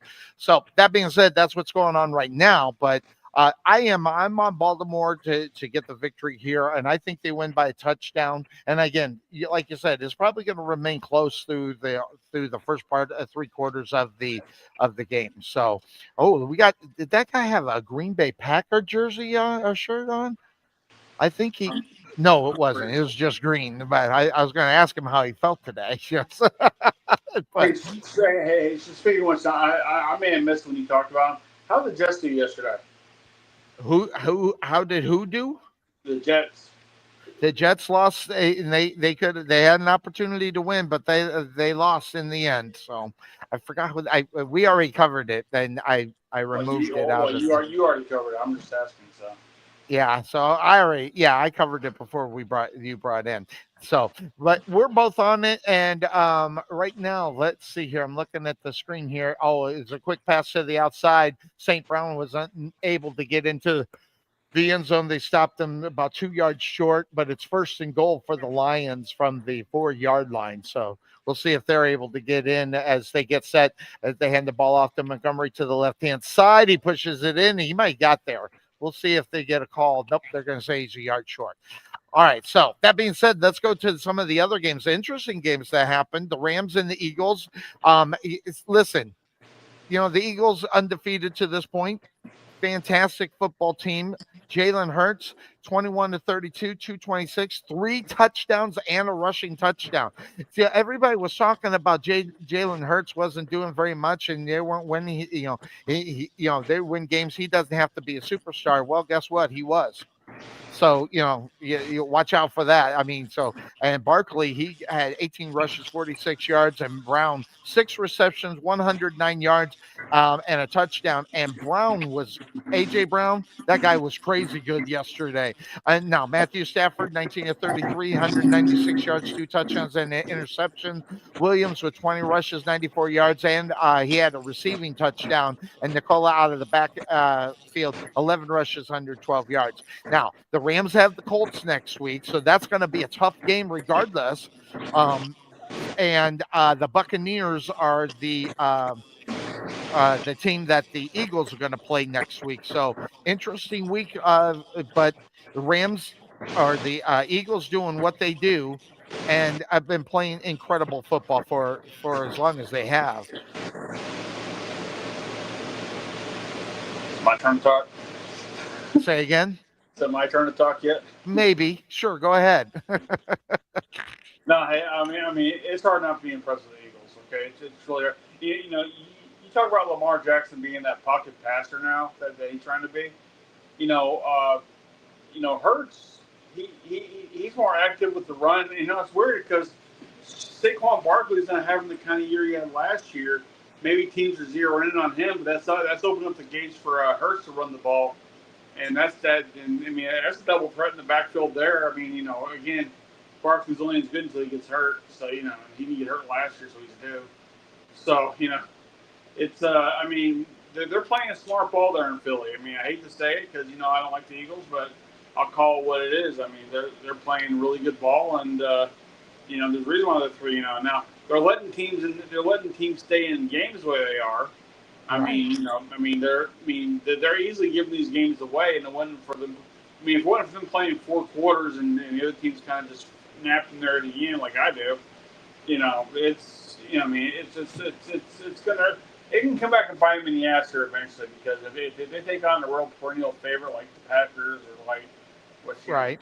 it's hard to say that if they lost to the freaking Browns, but still, I mean shit happens.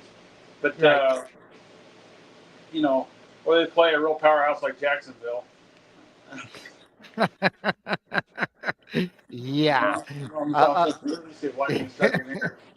yeah. But Something like that, right? Yeah, I get it. I hear you. I hear you. but I mean, the thing is though is that I mean, the Eagles are playing dominant football right now, and I got to give them all the credit in the world. Again, I'm not a fan. If I took my fandom hat off, but I mean, they're hard not to pick though. They're hard not to pick every week. Well, you gotta hate them. You gotta still have a little hate. Yeah, So I mean, as much as Cuervo hated the Packers, he had to pick them against the Browns, right? Cuervo can't even say their name. That's how much he That's hates them. true. He can't even say their name. It's amazing. So, but hey, congratulations for his Bears. It's amazing, and a pretty fun game to watch.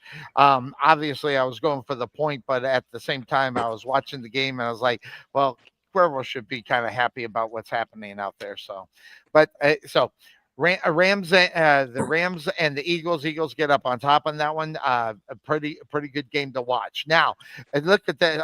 I don't know if you can see the screen, but I got a screen up there. Michael Penix when he No. start. Yeah, the record is 0-4 for him when the opponents score more than 7 points. That can't be good. It's not good. And I feel bad for the guy because I think he could be I really do still think that he could be a good football player. But right now, that 0-4 against Sure. teams that score more Lose, than 7 points, that hurts a lot. losing to the Panthers 30-0 is That's not enough. is not a good way to sit there and go, you're a good quarterback. And Yeah, they got again, bitch slapped. by a team that they should be greater than. I mean, you were talking about. There was a couple upsets yesterday when you think about it. The Bears beating the Cowboys was considered an upset. Yeah. Yes. Upon further review, I would kind of I would question that now. But the Browns beating the Packers, the Panthers beating the damn Falcons. Dude, Yeah. I mean, I mean, Upsets. all over about three I or four mean, upsets yesterday. hey, look, have the Saints beat the Seahawks, then we'd be talking, all right? Right, But exactly. but Spencer Rattler's still the quarterback, so they ain't gonna win nothing. So, interestingly enough, I don't know how I feel about that. That loss. It's how they lost the game. We talk about that all the time. I don't care if your football team loses, but it's really got a lot to do with how you lose a game and the way that the Falcons lost that game. Not only that, they were home, if I'm not mistaken. You can't lose that game like that, especially at home, and especially when you got a quarterback who's supposed to be your next big thing. And Especially a divisional game too. yeah, division game on top of it. You're right. Yeah, so you can't. You've already told the Saints and whoever else is in the damn South. Look, we're up for grabs here. We got lit up at home. Yep. So And think about this at the same time. You're this guy. If he does it, if he doesn't play well, it's different, But it's how they lose it, and if the Falcons are gonna have problems with their guy, that being Michael okay, Penix, they okay, got Kirk Cousins to fall back on. And yeah, listen, okay, I love me some Kirk Cousins, right, right, but right, right, and that's not going to do them any good at all. right. I was going to ask you. How soon they pull the trigger on Penix and put in Kirk Cousins? Well, it is 3 games. This is only the third game, Okay, and well, okay, then ask yourself that about Russell Wilson. It's only 3 games. well, hold on. There's a difference. Russell Wilson's a seasoned veteran who's proved that he's not been a very good football player for the last 4 years. You don't know what you're going to get from Michael Penix. And as far as that's the point in reality. But you don't agree Um, with Jackson Dart either. well, well, yes and no. All right, but the Falcons are 1-2 on the season, so you're gonna have to wash that game if you're gonna get any further. Now, if that was this, the fact that they lost it, you know, you have the Saints and the Panthers in that division. They can't be feeling very good. They better figure out a way to feel good. They better figure out how to win football games. Like last week, they were in that damn game. They should have won that game last week. So, and the week before, when they got the victory, they looked really good. They need to figure out a way to get back to that form, or it's going to be a long season for them. I'm telling you right now. Yeah, well, as we said at the beginning of the season, the NFC South is a bit of a joke division, and that's one of those divisions where the Bucks will start sitting there going, "We're so glad we're in this division. We can dominate here if we really wanted to." Yeah. And Baker Mayfield can do that with all three of those teams that are in there. Listen, you missed it earlier.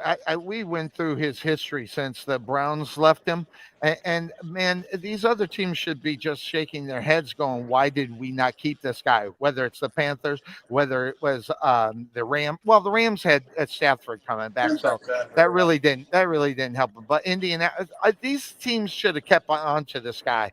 And say whatever you want, and you guys have given me so much hell about Baker Mayfield, and I told you this guy was going to be good. When he lands, he's going to be good. And guess what? No one has, I'm going to make mention on Sunday that yes, Sonny Clark was the one that said, "Watch out for Baker Mayfield," when everybody laughed at me. So just to kind of keep it up there. So Well, yeah, yeah. but this guy become Baker played underneath Tom Brady, so at least he had a year to watch true greatness play. Absolutely. There's something to be said about carrying the clipboard for a year, especially when you got the GOAT in front of you. I mean, for Which, crying out loud. which didn't work out for Justin Fields, but then nothing's worked out for Justin Fields. Well, So that, that I'm telling you right now, Justin Fields should have been the one to stay in Pittsburgh. Okay, and he should not have lost at that time. I remember at the time the Steelers were 3-1 when they decided to replace him.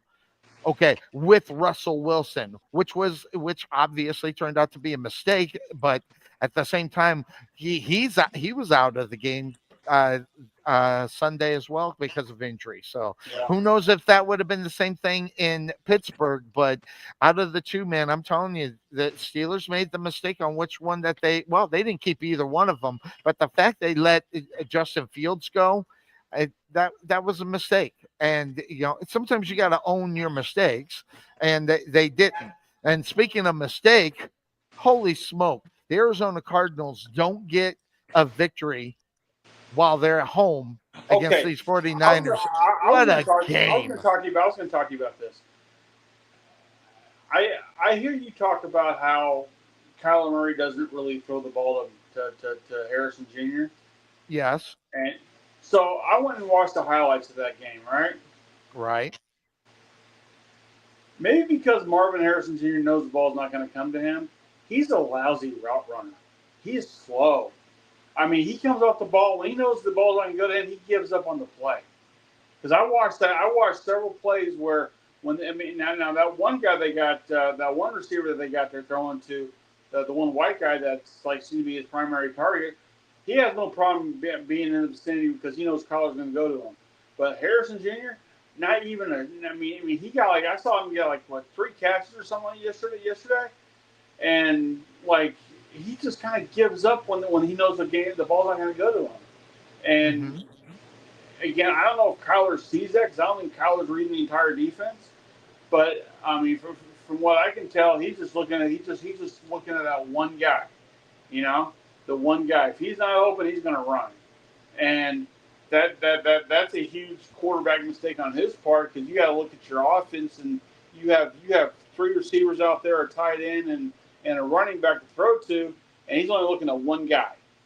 But at the same time, Harrison knows that, Well, and just to let you know, just to let you know, he threw the 9 different receivers in that game. Just to let you know, right, but who had the most catches?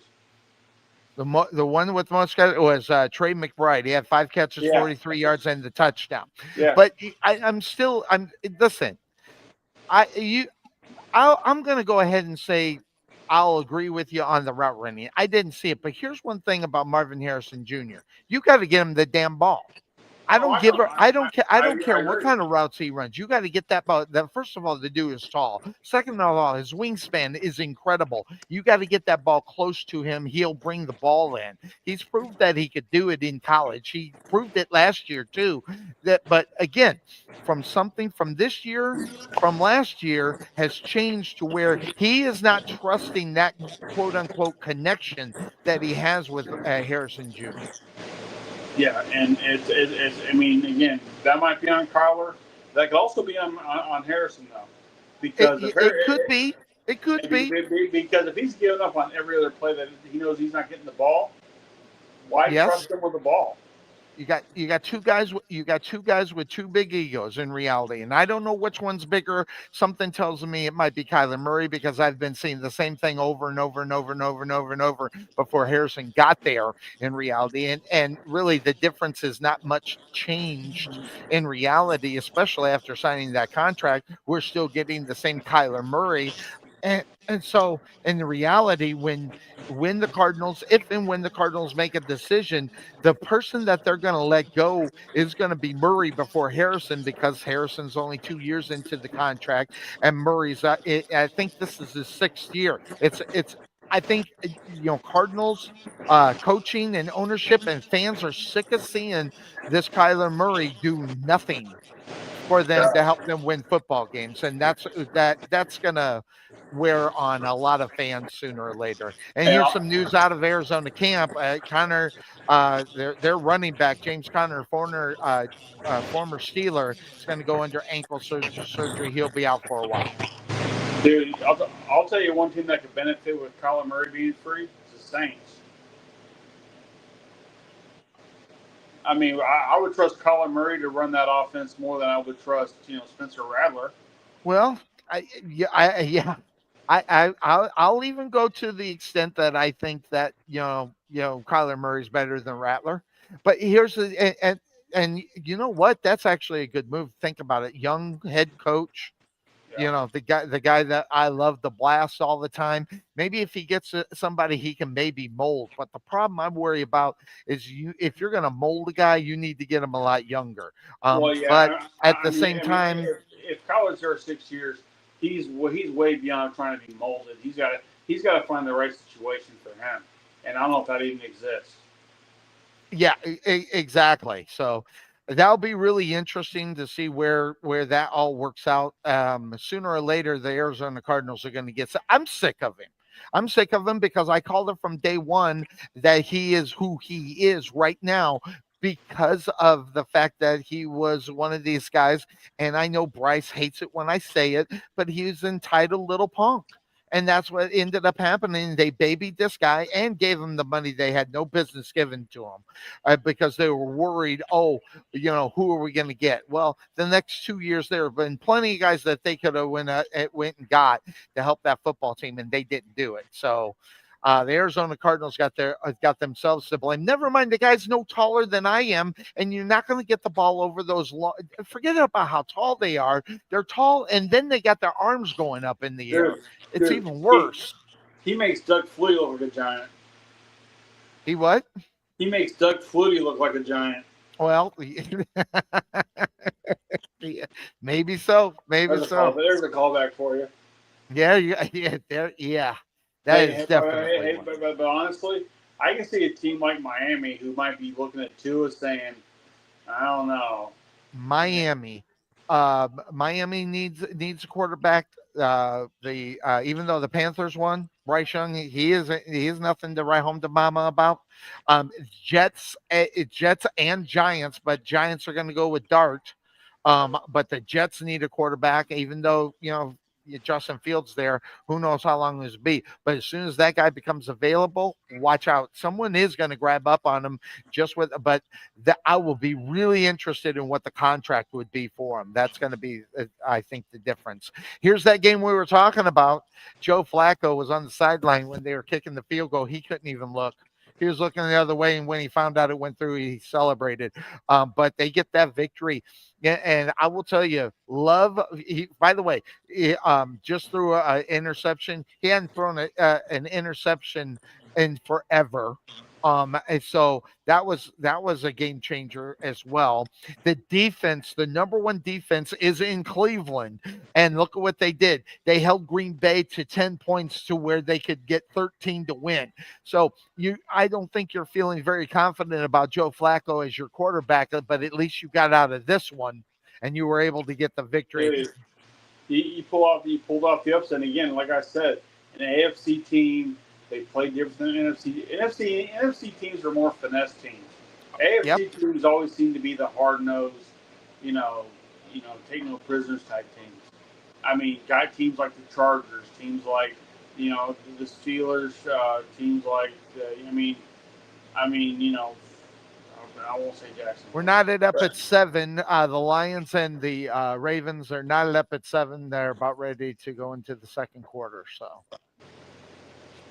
So I forgot to even look up. They're up to the left. I forgot. Right now the Ravens have the ball. There's 3 minutes and 16 seconds. It's 1st and 10 as the Ravens are driving, and they're on their own side of the field. So they got some work to do. They're on the 27-yard line. So we'll see where they go.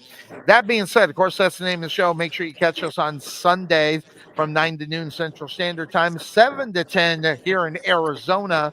So make sure you check it out. So what we're going to do is I need to use the restroom. So we're going to take a quick break here on the Couch Potato Sports Show. When we come back, there's more games for us to cover. We'll keep track of what's going on in the game here on Monday Night Football as the Lions are taking on the Baltimore Ravens. We'll be back. Barrios Brewing Company is Arizona's oldest brewery. In 2017, Barrios opened up in Phoenix at the Phoenix Mesa Gateway Airport. Barrios is a roomy brew pub featuring its own brand of craft beers on tap, plus burgers, tacos, as well as sports on TV. Check out a few of their favorites, such as the Barrios Bacon Jam Sliders, 2 beef sliders covered with their own savory bacon jam and cheddar cheese, served on a pretzel roll. Yum.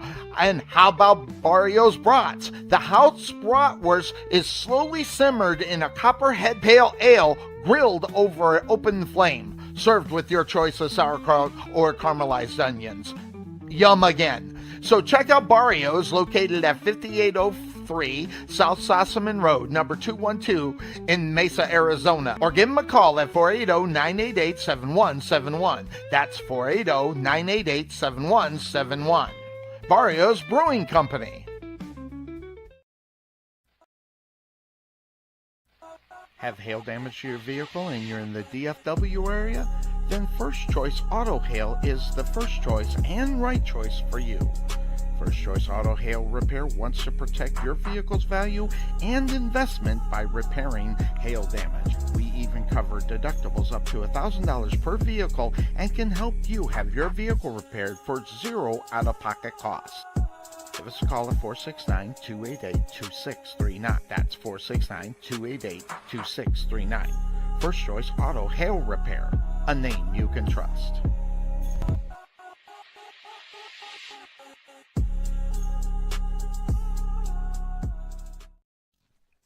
At Wesson General Contracting Incorporated, we're your one-stop shop for all your general contracting needs. We are locally owned and with over 20 years of experience, so roofing, gutters, sidings, fence staining, painting, foundation problems, or roof damage are no problems at all. Give us a call at 214-200-5588. That's 214-200-5588.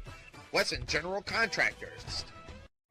The prospect of retirement can be exciting and scary at the same time. At Nest Egg Wealth Advisors, we have found many people either approaching or currently in retirement fail to truly maximize some of the benefits offered to them, primarily Social Security.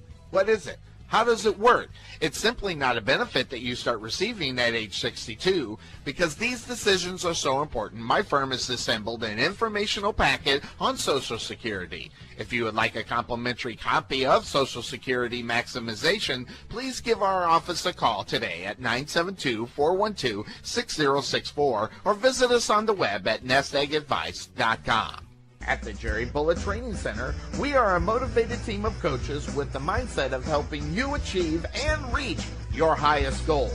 Having developed and trained over 100 Division I athletes as well as Division II athletes, even professional athletes, the Bullet team definitely has the knowledge and mindset that take you to the next level. Check out our new 22,000 square foot facility and 3,000 square foot weight room, along with 4,500 square feet of outdoor turf and covered training area, along with football and soccer fields. Contact Melvin Bullitt at 214-326-7853 or visit their facility just outside of Waterview at 8900 Princeton Road in Rowlett.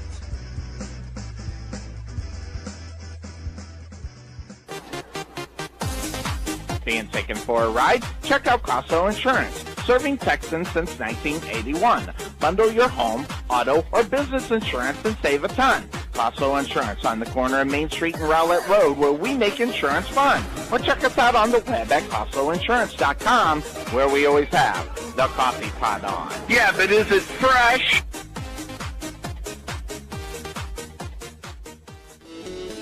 There is nothing that beats good home-cooked barbecue.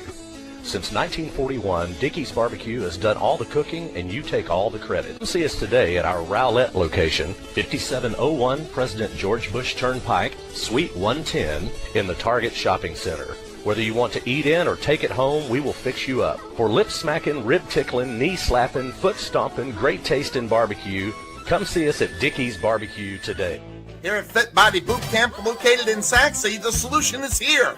Fast, long-lasting weight loss results and the healthy lifestyle you need to keep them. The key to your fat loss success is our signature afterburn workouts, as well as support and motivation from our world-class coaches, and an easy-to-follow nutrition program to help you keep the fat off. Visit your local Fit Body Boot Camp in Saxe today to see the difference for yourself, or give us a call at 214-463-3005. That's 214-463-3005. Fit Body Boot Camp, Saxe.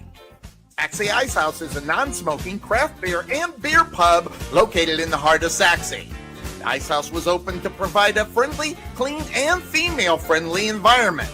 Saxe was lacking a place for service industry, date nights, and girls' nights, as well as happy hours. Excellent service and top-notch food are our priority. On Tuesday, we offer 79-cent wings, as well as half-price burgers on Mondays. So check us out at the Ice House located at 6501 Highway 78 in Saxe, or give us a call at 469-304-1550, or check us out on the web at saxeicehouse.com. Go Mustangs! Barrios Brewing Company is Arizona's oldest brewery. In 2017, Barrios opened up in Phoenix at the Phoenix Mesa Gateway Airport. Barrios is a roomy brew pub featuring its own brand of craft beers on tap. Check out Barrios, located at 5803 South Sossaman Road, number 212 in Mesa, Arizona, or give them a call at 480-988-7171. That's 480-988-7171. Barrios Brewing Company.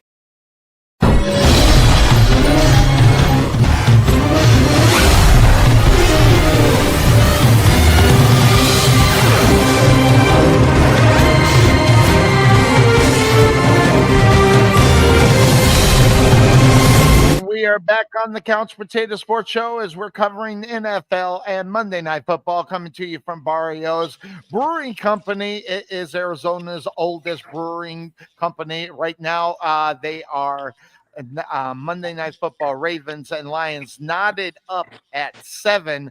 The Lions held off looks like they held off the Baltimore Ravens from scoring. So that's about where we're at right now. How do I get this back? Just like that. How you doing?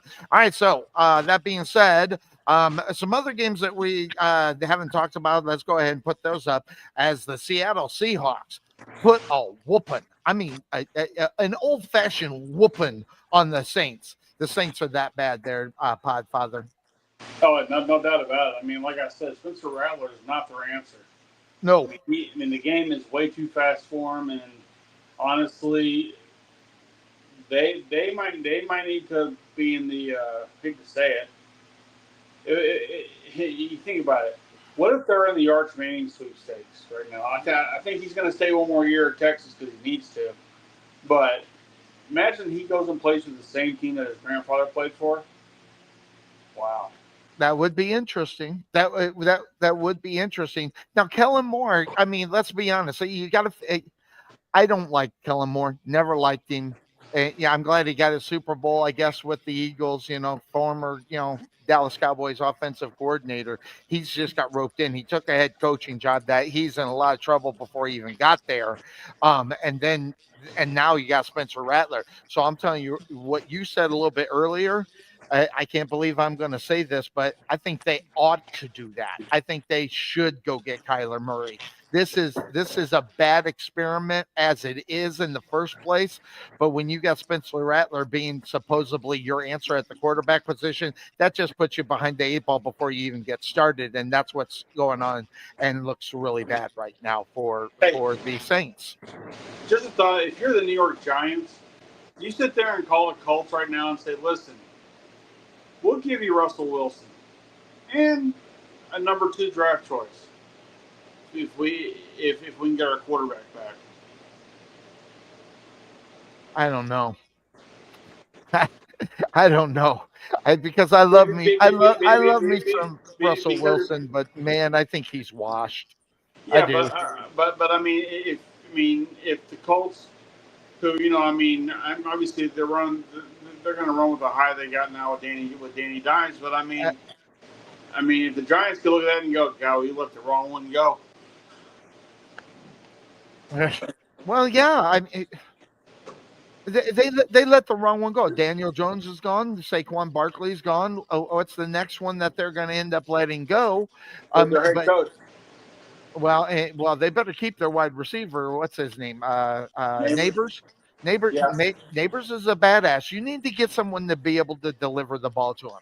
If you're not going to deliver the ball to Neighbors, you're taking away half your offense in reality. And the simple fact of the matter is, I don't know if Jackson Dart is going to be ready, like you said, next week. But at the same time, go go ahead and give Russ one more week. But I'm telling you right now, I think he's washed now. I think they should make the change. Let him get some lumps going in until about the 6th week, and maybe he can turn around the team after week 6, moving until the end of the season. But right now, if you're the Giants, if your expectations are even coming close to the playoffs, especially with the way the Eagles are playing, never mind if Washington keeps going. Marcus Mariota, by the way, I was mistaken. It was Marcus Mariota that was filling in for Right. Daniels a little bit earlier, but and Carson Wentz was with the Vikings.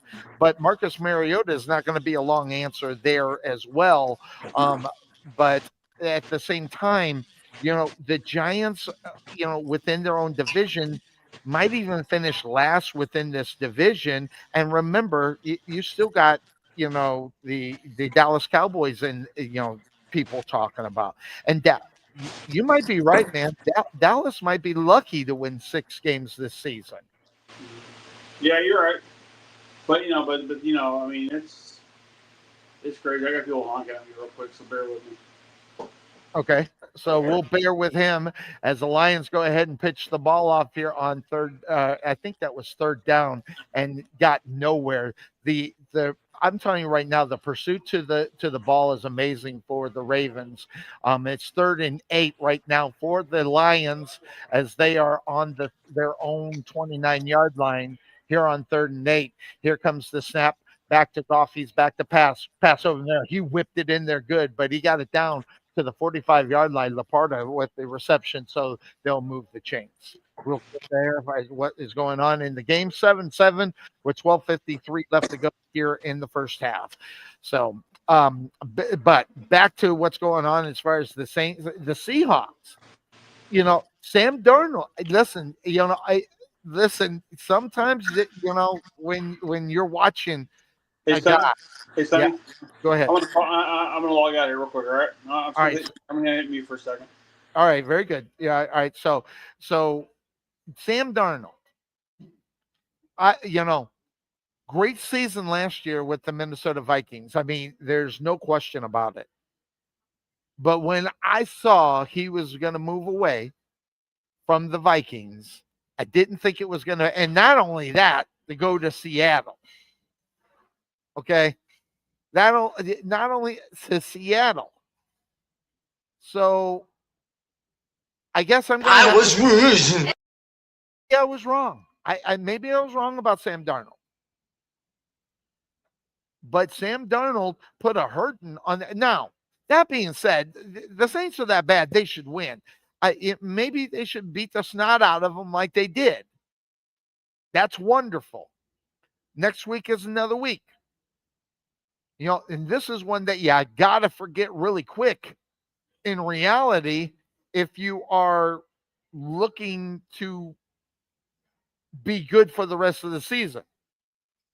Because in reality, they should have won that football game. But next week, they get a division game with the Arizona Cardinals. And you can say whatever, wonderful. They get the win. These in-division games are very important. And the Arizona Cardinals did not impress me last week.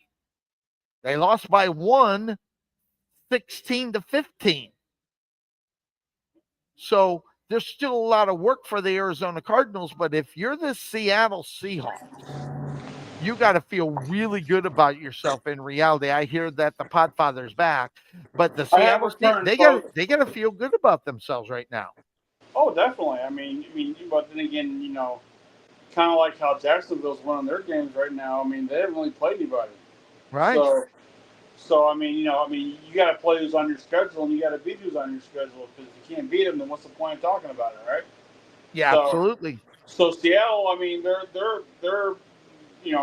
playing with some confidence right now, much like Jacksonville. I mean, you say what you want. Jacksonville's playing with maybe it's lady luck, but it's a little bit of confidence, something they haven't had in a long time. So and that confidence can ride until it burns out, and that can burn out quick, can burn out down the road. Going back real quickly to should the Giants start Dart now as opposed to later? I'd wait till after September. I'd give September one more week. And then at that point, maybe October, November, that's when you want to start looking at the form who your team's going to be going forward. Because if you get hurt halfway through, then you can put Russell back into the game, and he's already a seasoned pro, and he already knows how to play the position, so that's not a problem. But at least give him at least one more week, to kind of watch the season guy go. Yep. Okay, just let everybody know Lions are on a 13 play drive, 71 yards so far. They're trying to rush the ball a lot. Montgomery's getting a lot of touches. He's on the sideline now, so they'll probably go a different way here up on this play. But it is first down and 10. The ball is located in the Baltimore Ravens side at the 29-yard line. So the Lions trying to get up there, trying to make some noise here with 9:33 left to go in the second quarter. So just a quick update on what's going on in Monday Night Football as we are here. Now, we were talking about Carson Wentz. I found the placard. Look at this. I mean, 6 years, okay, in reality, 6 different football teams for Carson Wentz. 2020, the Eagles. 2021, Colts. 2022, Commanders. 2023, Rams. 24 with the Chiefs. And now he is with the Vikings. So, guys made his way around, but I'm going to tell you right now that the Vikings put a whooping on Cincinnati without their number one guy, that being their quarterback. Yeah, exactly. And who knows when he's going to get back. And Browning had a rough week. But I'm telling you right now, that defense, I listen, the Browns have the number one defense in the NFL. Close to number two is this Vikings defense. And not only that, the way he schemes, that being the former head coach of the Miami Dolphins, Flores, okay, the way he schemes that defense, he starts out slow. He doesn't even care if you have success with him immediately. This guy is the master of in game movements and adjustments because I'm telling you right now, the last week he had a rough start. It almost seemed like he was playing with them, and then that defense came and you couldn't stop them. That's what you saw yesterday. Never mind the fact that Carson Wentz, played out of his mind yesterday, and just you solidified it. So that you have to ask the question with Carson Wentz, if he plays well while JJ McCarthy is down with injury, when do you make the decision? When do you say, okay, JJ, you're back, you're ready to go, let's throw you in? But wait, we've won 3 in a row with Carson Wentz. Do we really want to do that? This is going to be an interesting situation for the Vikings moving forward. Well, should a quarterback lose his job because of injury? Well, they say that all the time, but if you go back, that's how Colin Kaepernick got his job. Okay. So, there's a couple examples where the starters, quote unquote, should not lose their job, but they did anyway. And this one here, Carson, the Vikings in this division, okay, I don't know anybody who picked the Vikings to win this division. Most people pick Green Bay with a close second to Lions, and the Vikings are an afterthought and third in this division if you think that the Bears can't put it. I think I had them. I either had them third or fourth because I had the Packers and I had no because you got the Bears in there too. And I had the Bears pretty much set to last. I think I had the Vikings 2 or 3. I think you had the Vikings at 3 because I think you had, actually, I think you had the Vikings at 2 because you weren't too sure about the Lions like I were. I think we had the same thought, but at the same time, the Vikings, it would be different if their quarterback was solidified as the number one guy and he's been there for 3 or 4 years. The Vikings can ill afford to lose any games within their division, never mind trying to play for the wild card. But so I think that's going to be a decision, especially if Carson Wentz is successful. Now, if Carson Wentz goes out and maybe wins a game, half of the games, like if he plays 4 games and he only wins 2, yeah, then maybe that question is you bring back in J.J. McCarthy. But after that, you ask yourself the question, if he's really successful and the Vikings are not necessarily the team anybody's really talking about to have success or even make the playoffs, I think you got to keep Carson Wentz in the game. See, the way I look at this, JJ McCarthy had I mean, he had the injury thing hit him last year, and that took away a year of growth for him because he wasn't sitting on the sideline learning how to play because he wasn't in uniform. So this is his year to actually learn, right? This is his, but he's getting out there and he's playing. He's going to make the mistakes. He's going to make the rookie mistakes that he didn't get to make last year. I think you let him go through his growing pains because Carson Wentz went through them as well, and he knows. And, Absolutely. He knows about injury just like JJ. yeah, so the thing is, I think you let JJ play, knowing that if you're in a bind, Carson Wentz is right there to bail you out if need be. Mm-hmm. Um, Carson, it's funny about Carson Wentz. When he became available in the draft, I wanted Dallas to go after him back in the day because I saw something. I know he played for a Division II school and was The killing it up Eagles. there. Yeah, he's killing it up there with. They come down to Allen every year and play in the damn championship game. Yep. And he was killing it every damn year. So I was like, Cowboys don't really have. I mean, I know they had Dak at the time, but I mean, they still have Dak. But I mean, it was like, if you're not satisfied with him, go get this kid from Division II and see how he does. This guy's got kind of a Romo-esque type feel to him. Now he's gone on and had his own success and failures and everywhere else. Everywhere else he's been, like you say, he's been really well traveled in the NFL. But this might be where he's actually better suited though, being the backup to a team that looks hungry. And High Minnesota ankle Vikings are sprains though. hungry. Huh? High ankle sprain though, man. That's a 4 to 6 weeks. So Wentz right now, he's 1-0 in replacement. He's got 3 more games minimum. He'll be out at least 4 weeks. So probably Right. try to push him back too fast. So I'm telling you right now, the high ankle sprain is an injury that you need to have 6 weeks out. And when they bring them back, it just extends the injury 2 weeks every time. For every week they Well, bring them hey, back early, and it well, hey, happens every single time. look to see who the Vikings got to play for the next 4 games. The Vikings, who they got? Let me get. I'll Yeah. pull their schedule up. So let's do that. Hold on. But I mean, listen, Carson Wentz looked like a superstar yesterday. All right, so Oh, they got the Steelers, they got the Browns, both of them on the road. Then they're at home with the Eagles, and then they're back on the road with the Chargers. This is a rough 4 games that are heading up there, that's a and who rough knows if. 4 games. Yeah, and That JJ McCarthy might have got murdered. But then again, after the Chargers, they got the Lions and then the Ravens. So they got 6 weeks of just brutal football games. And best with case JJ scenario. McCarthy, I don't know if you expect him to win even half of those games. Okay, so let's look at best case scenario. He might win two. Okay. Maybe the Steelers, maybe the Browns, possibly the Chargers, depending on how on if they can run the ball or not. Um, Yeah. like you said, Brian Flores is scheming that Yeah, defense. they got Steelers, the Browns. So you said maybe Steelers, maybe Browns. Then they got the Eagles. They don't win that game.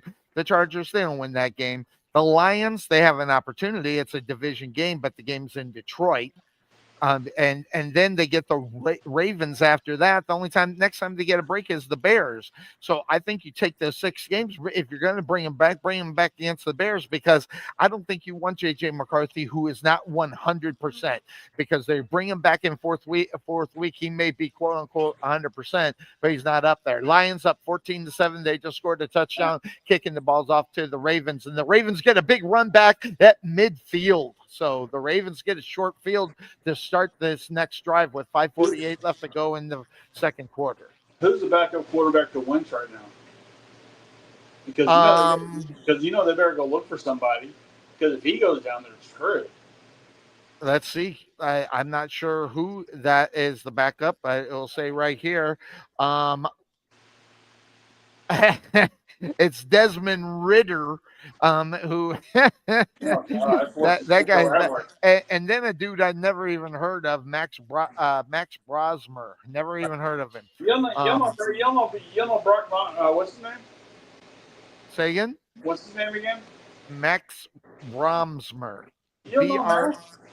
I don't know. Yeah, where's he from? You know who Maxie is? Oh, is that the son of Mr. and Mrs. Brosmore? Exactly. For good things. Yeah, 24 years old. Let's see where I don't even know. Okay, so he's with the Vikings. He joined Minnesota. He's a Golden Gopher, so that he's kind of local. He's a local boy. He's Minnesota all the way, bro. Yep, he's a local boy. So trying to make a name for himself through that. So, interestingly enough, yeah, What if he makes it? What if they have to go to him and he stays the season? hey, What? That's a lifetime movie ready to happen. hey, it's the NFL. It's not for long for a reason, and that's what it means for backup quarterbacks usually as well. So yeah, that's it. I never heard, but Ritter, Desmond. Oh my good Lord, have mercy. And the last game that we didn't cover. Here's one: the Patriots and that was an entertaining football game. It was back and forth, and the Steelers, if they would have lost that game, it wouldn't have shocked me. In fact, I changed it, and actually had the Patriots, and that was until I heard Bryce's not one, not two, but three keys of victory to get that victory against the Patriots, and then I changed my pick after he did that. So I'm glad I did. I'm glad I You're listened. such a shill. What a kiss ass. Yeah, hey, no, hey, listen. He knows his Steelers. He delivers it in a better than you Oh, or hey, I could do. look, I would give my 4 points of picking the Cowboys to win if you took me seriously, which you never do. So it's on you. Well, yeah, but hey, that happens when he does the 3 points and they lose. So he's not always right, but but Aaron Rodgers, say whatever you want about Aaron Rodgers. There he is, fourth all time on the passing touchdowns. So he's got a way to go to get the Peyton Manning. He's got to throw 20, 21 more touchdowns. And I don't know if he has it in him. He's not going to get it this year, I don't think. And if he does, that will be an amazing feat in reality. So, I mean, he's only got 14 more games to go. yes. So I mean, if he throws two touchdowns, two he'll touchdowns, move two past touchdowns a Peyton by a game, he'll couple. have it. Yeah, he'll move past Peyton with by a couple.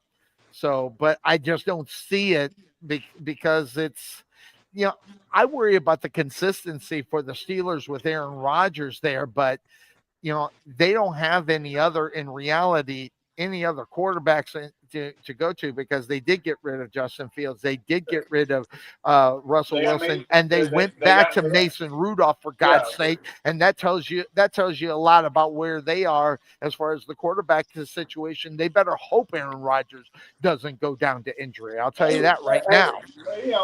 Mason Rudolph's won a few games for the Steelers. Say that again. I didn't hear you. Say that again. He's won a few games for the Steelers.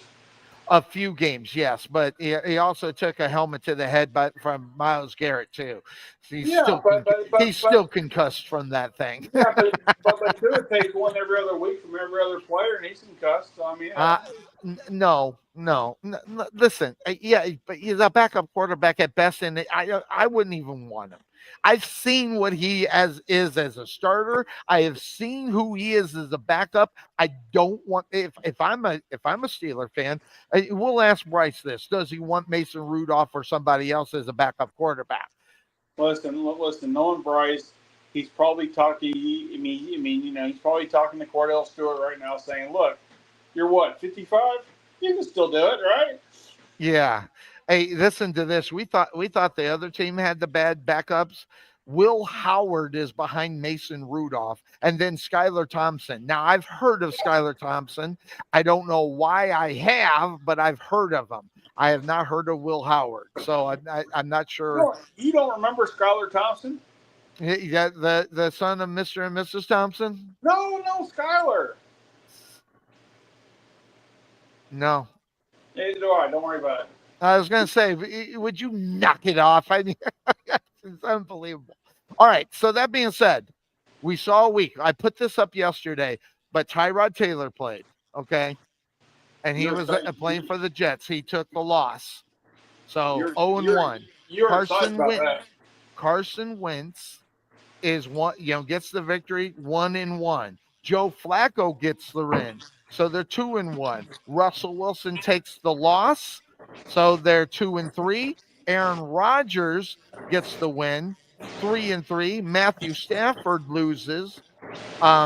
So they're 4-3, and then Marcus Mariota gets a break. 4-4 with those guys that are there.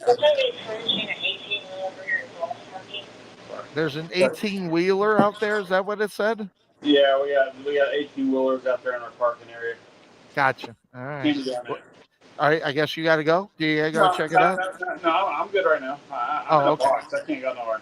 Oh, gotcha. All right. Well, that being said, the team, the players who played years ago, they're 4-4 this week. So let's take a look at the starting quarterbacks for how many starting quarterbacks for which team since 2000. And the Cleveland Browns have had since 2000. Now we're talking 20 years. The Cleveland Browns have had 39 different quarterbacks for their team. Hey, just so quickly, how many Heisman Trophy winners? Say again? How many Heisman Trophy winners are on that list? I don't know. A few. A few. Baker Mayfield's on there, right? I think Baker's on there. I think Tim Couch was as well. I think I'm not sure. I can't remember. I don't know. I don't know them off that. There's 40 of them. So, but I think they have a few of them that that might have brought home the Heisman Trophy. So, but the Bears, they're not much better. But 9 less. Bears had 30. You know what? Years ago, this is back in 2003 or 4. Okay. The Cleveland Browns brought in Major Applewhite to be their backup quarterback. He didn't even last the preseason. Okay. But man, I was a huge Major Applewhite fan because he got the short end of the stick in Texas when he got benched because Mac Brown wanted to see Chris Sims play. Oh, hold on. Let me interrupt you. The Ravens go ahead and they get the snap, and it looks like he's going to run it in.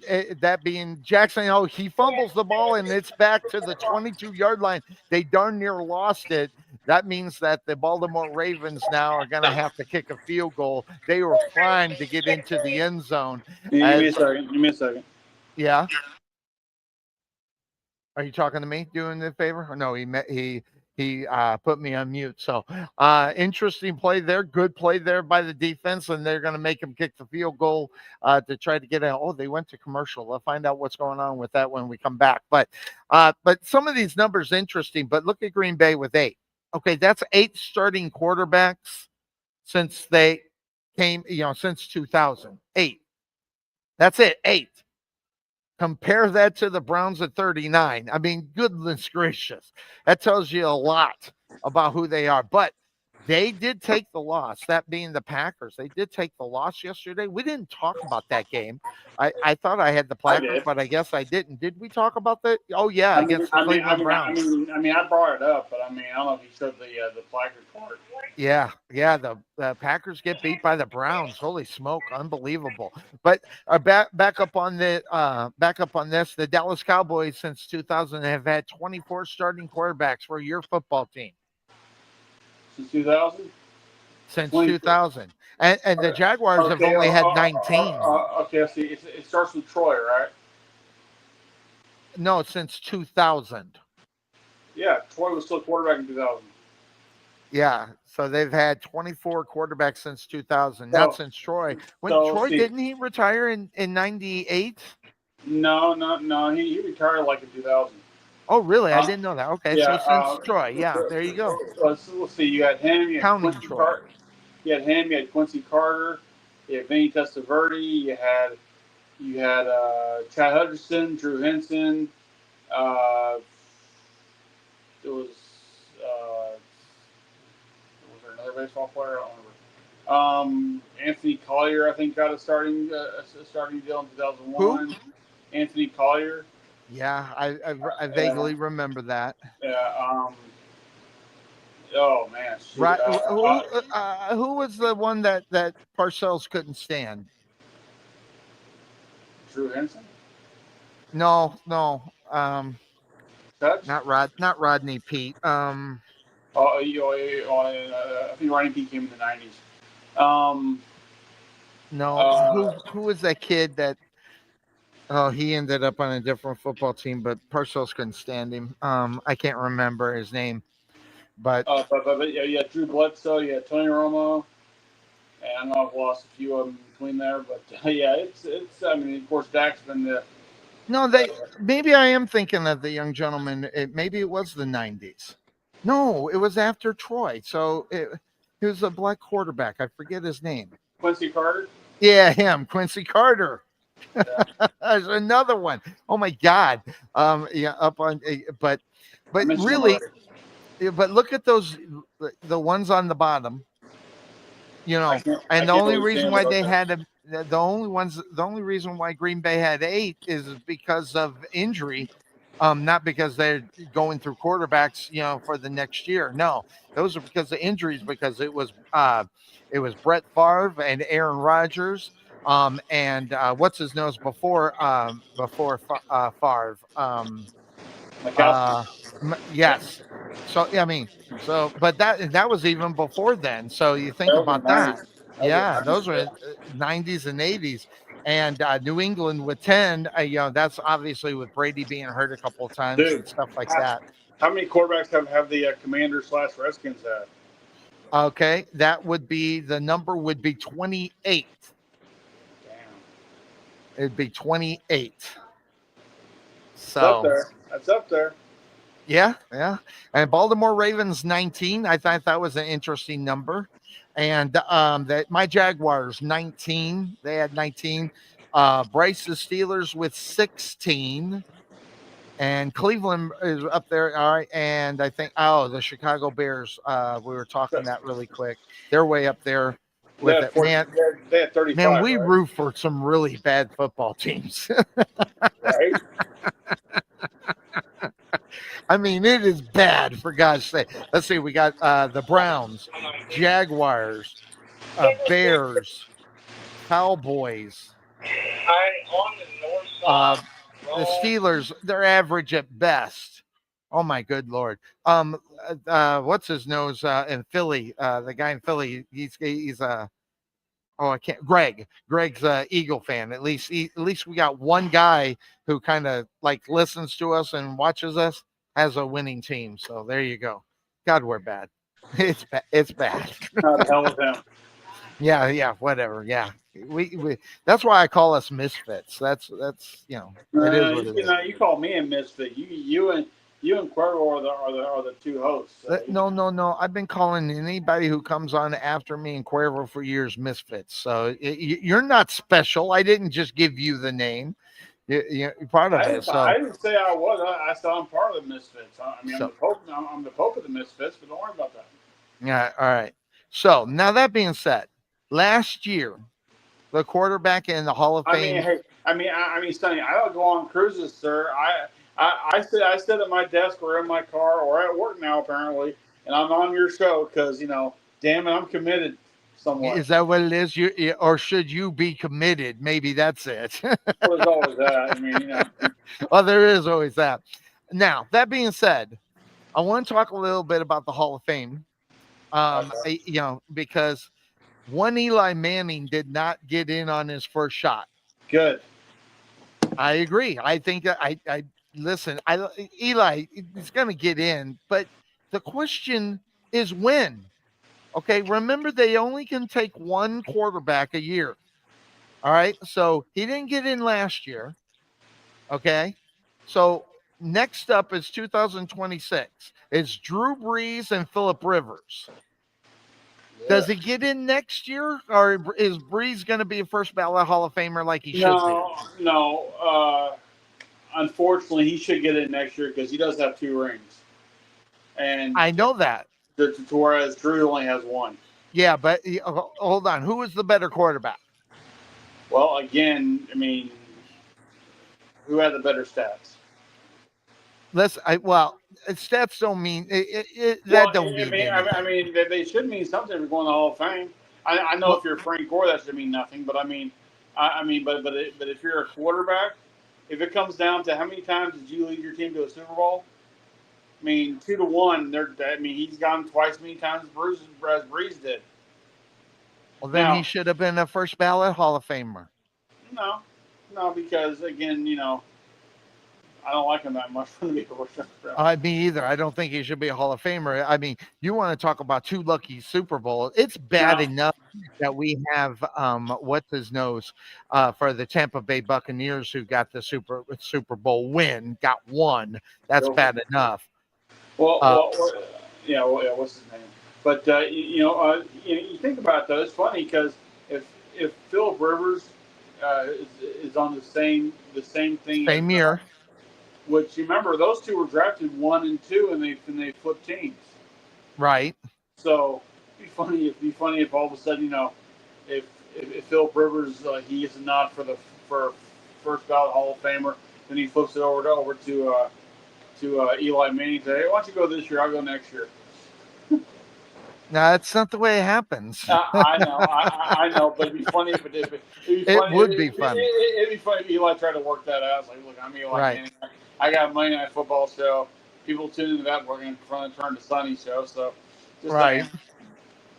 Well, here's what we got going on. Okay, last year there were no quarterbacks that were put in. He was a finalist, but they didn't get enough votes for him to get in on his first ballot. I'm telling you right now, he's going to have a tough time getting past Drew Brees. I mean, he really is. And then Philip Rivers, he's going to get it before Philip Rivers. But then after that, it's Ben Roethlisberger, who should be a first ballot Hall of Famer as well. And then 2028, it's Tom Brady. Okay, one only gets in per position. If he doesn't get in next year, when does he get in? And then that be also the point. I think what would end up happening if he does get in next year, Drew Brees will get it before Ben Roethlisberger, and then Roethlisberger is going to have to wait until after Tom Brady. So I think it's just the setup on what's going to be happening. A quarterback coming in for the Hall of Fame. It's very interesting stories coming out of it. So, Wouldn't it be funny if Eli falls to the senior division? say that again. Wouldn't it be funny if he falls to the senior division and can't get in until like down the road? I think he gets in after. I think he's going to get in after Tom Brady if he doesn't get in, because I think it will. I think first ballot's going to be Drew Brees and it will be Ben Roethlisberger. The problem is that Eli Manning's not all that good. In reality, if you look at the numbers compared to the guys that are coming, he's not there. He's got 2 Super Bowls and they were both flukes in reality, and everybody knows it, but he's going to get the credit and he'll get in sooner or later. But man, wouldn't it be funny if he didn't get in until 2029? I'll be barking all the way to 2029.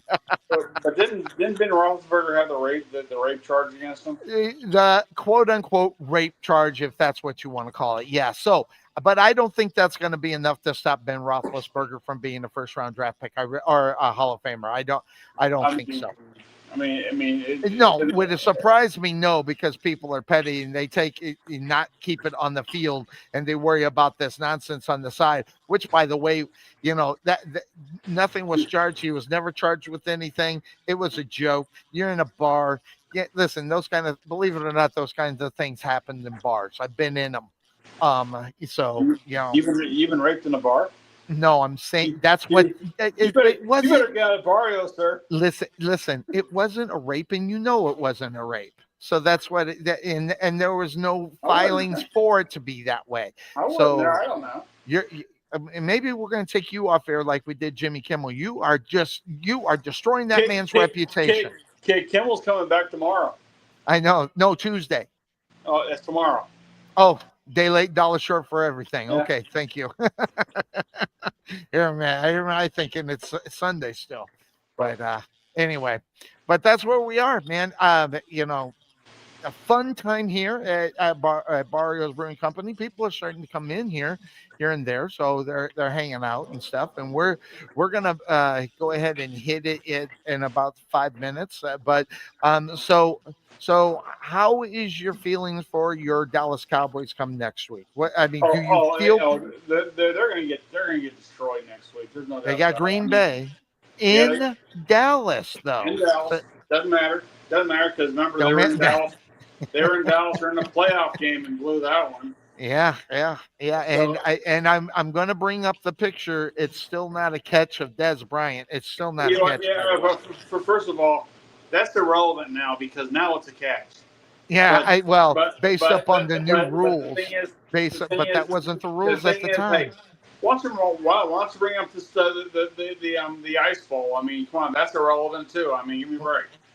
No, listen. I'm not going to give him the catch. It wasn't a catch. I won't give it to him I know you because won't. I know you yeah, hate the because Cowboys. I that get it. was the rule at the time. And you want to moan and groan about it. Dallas Cowboy fans got nothing better to do but moan because their I'm team has not sucked for going. the last 30 years. So Oh God, just let it go, Jesus.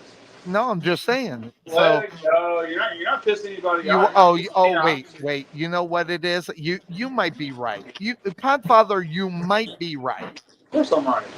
Because we have to worry. We gotta worry about Des Bryant's feelings. We gotta worry about him. Uh, I don't care about that.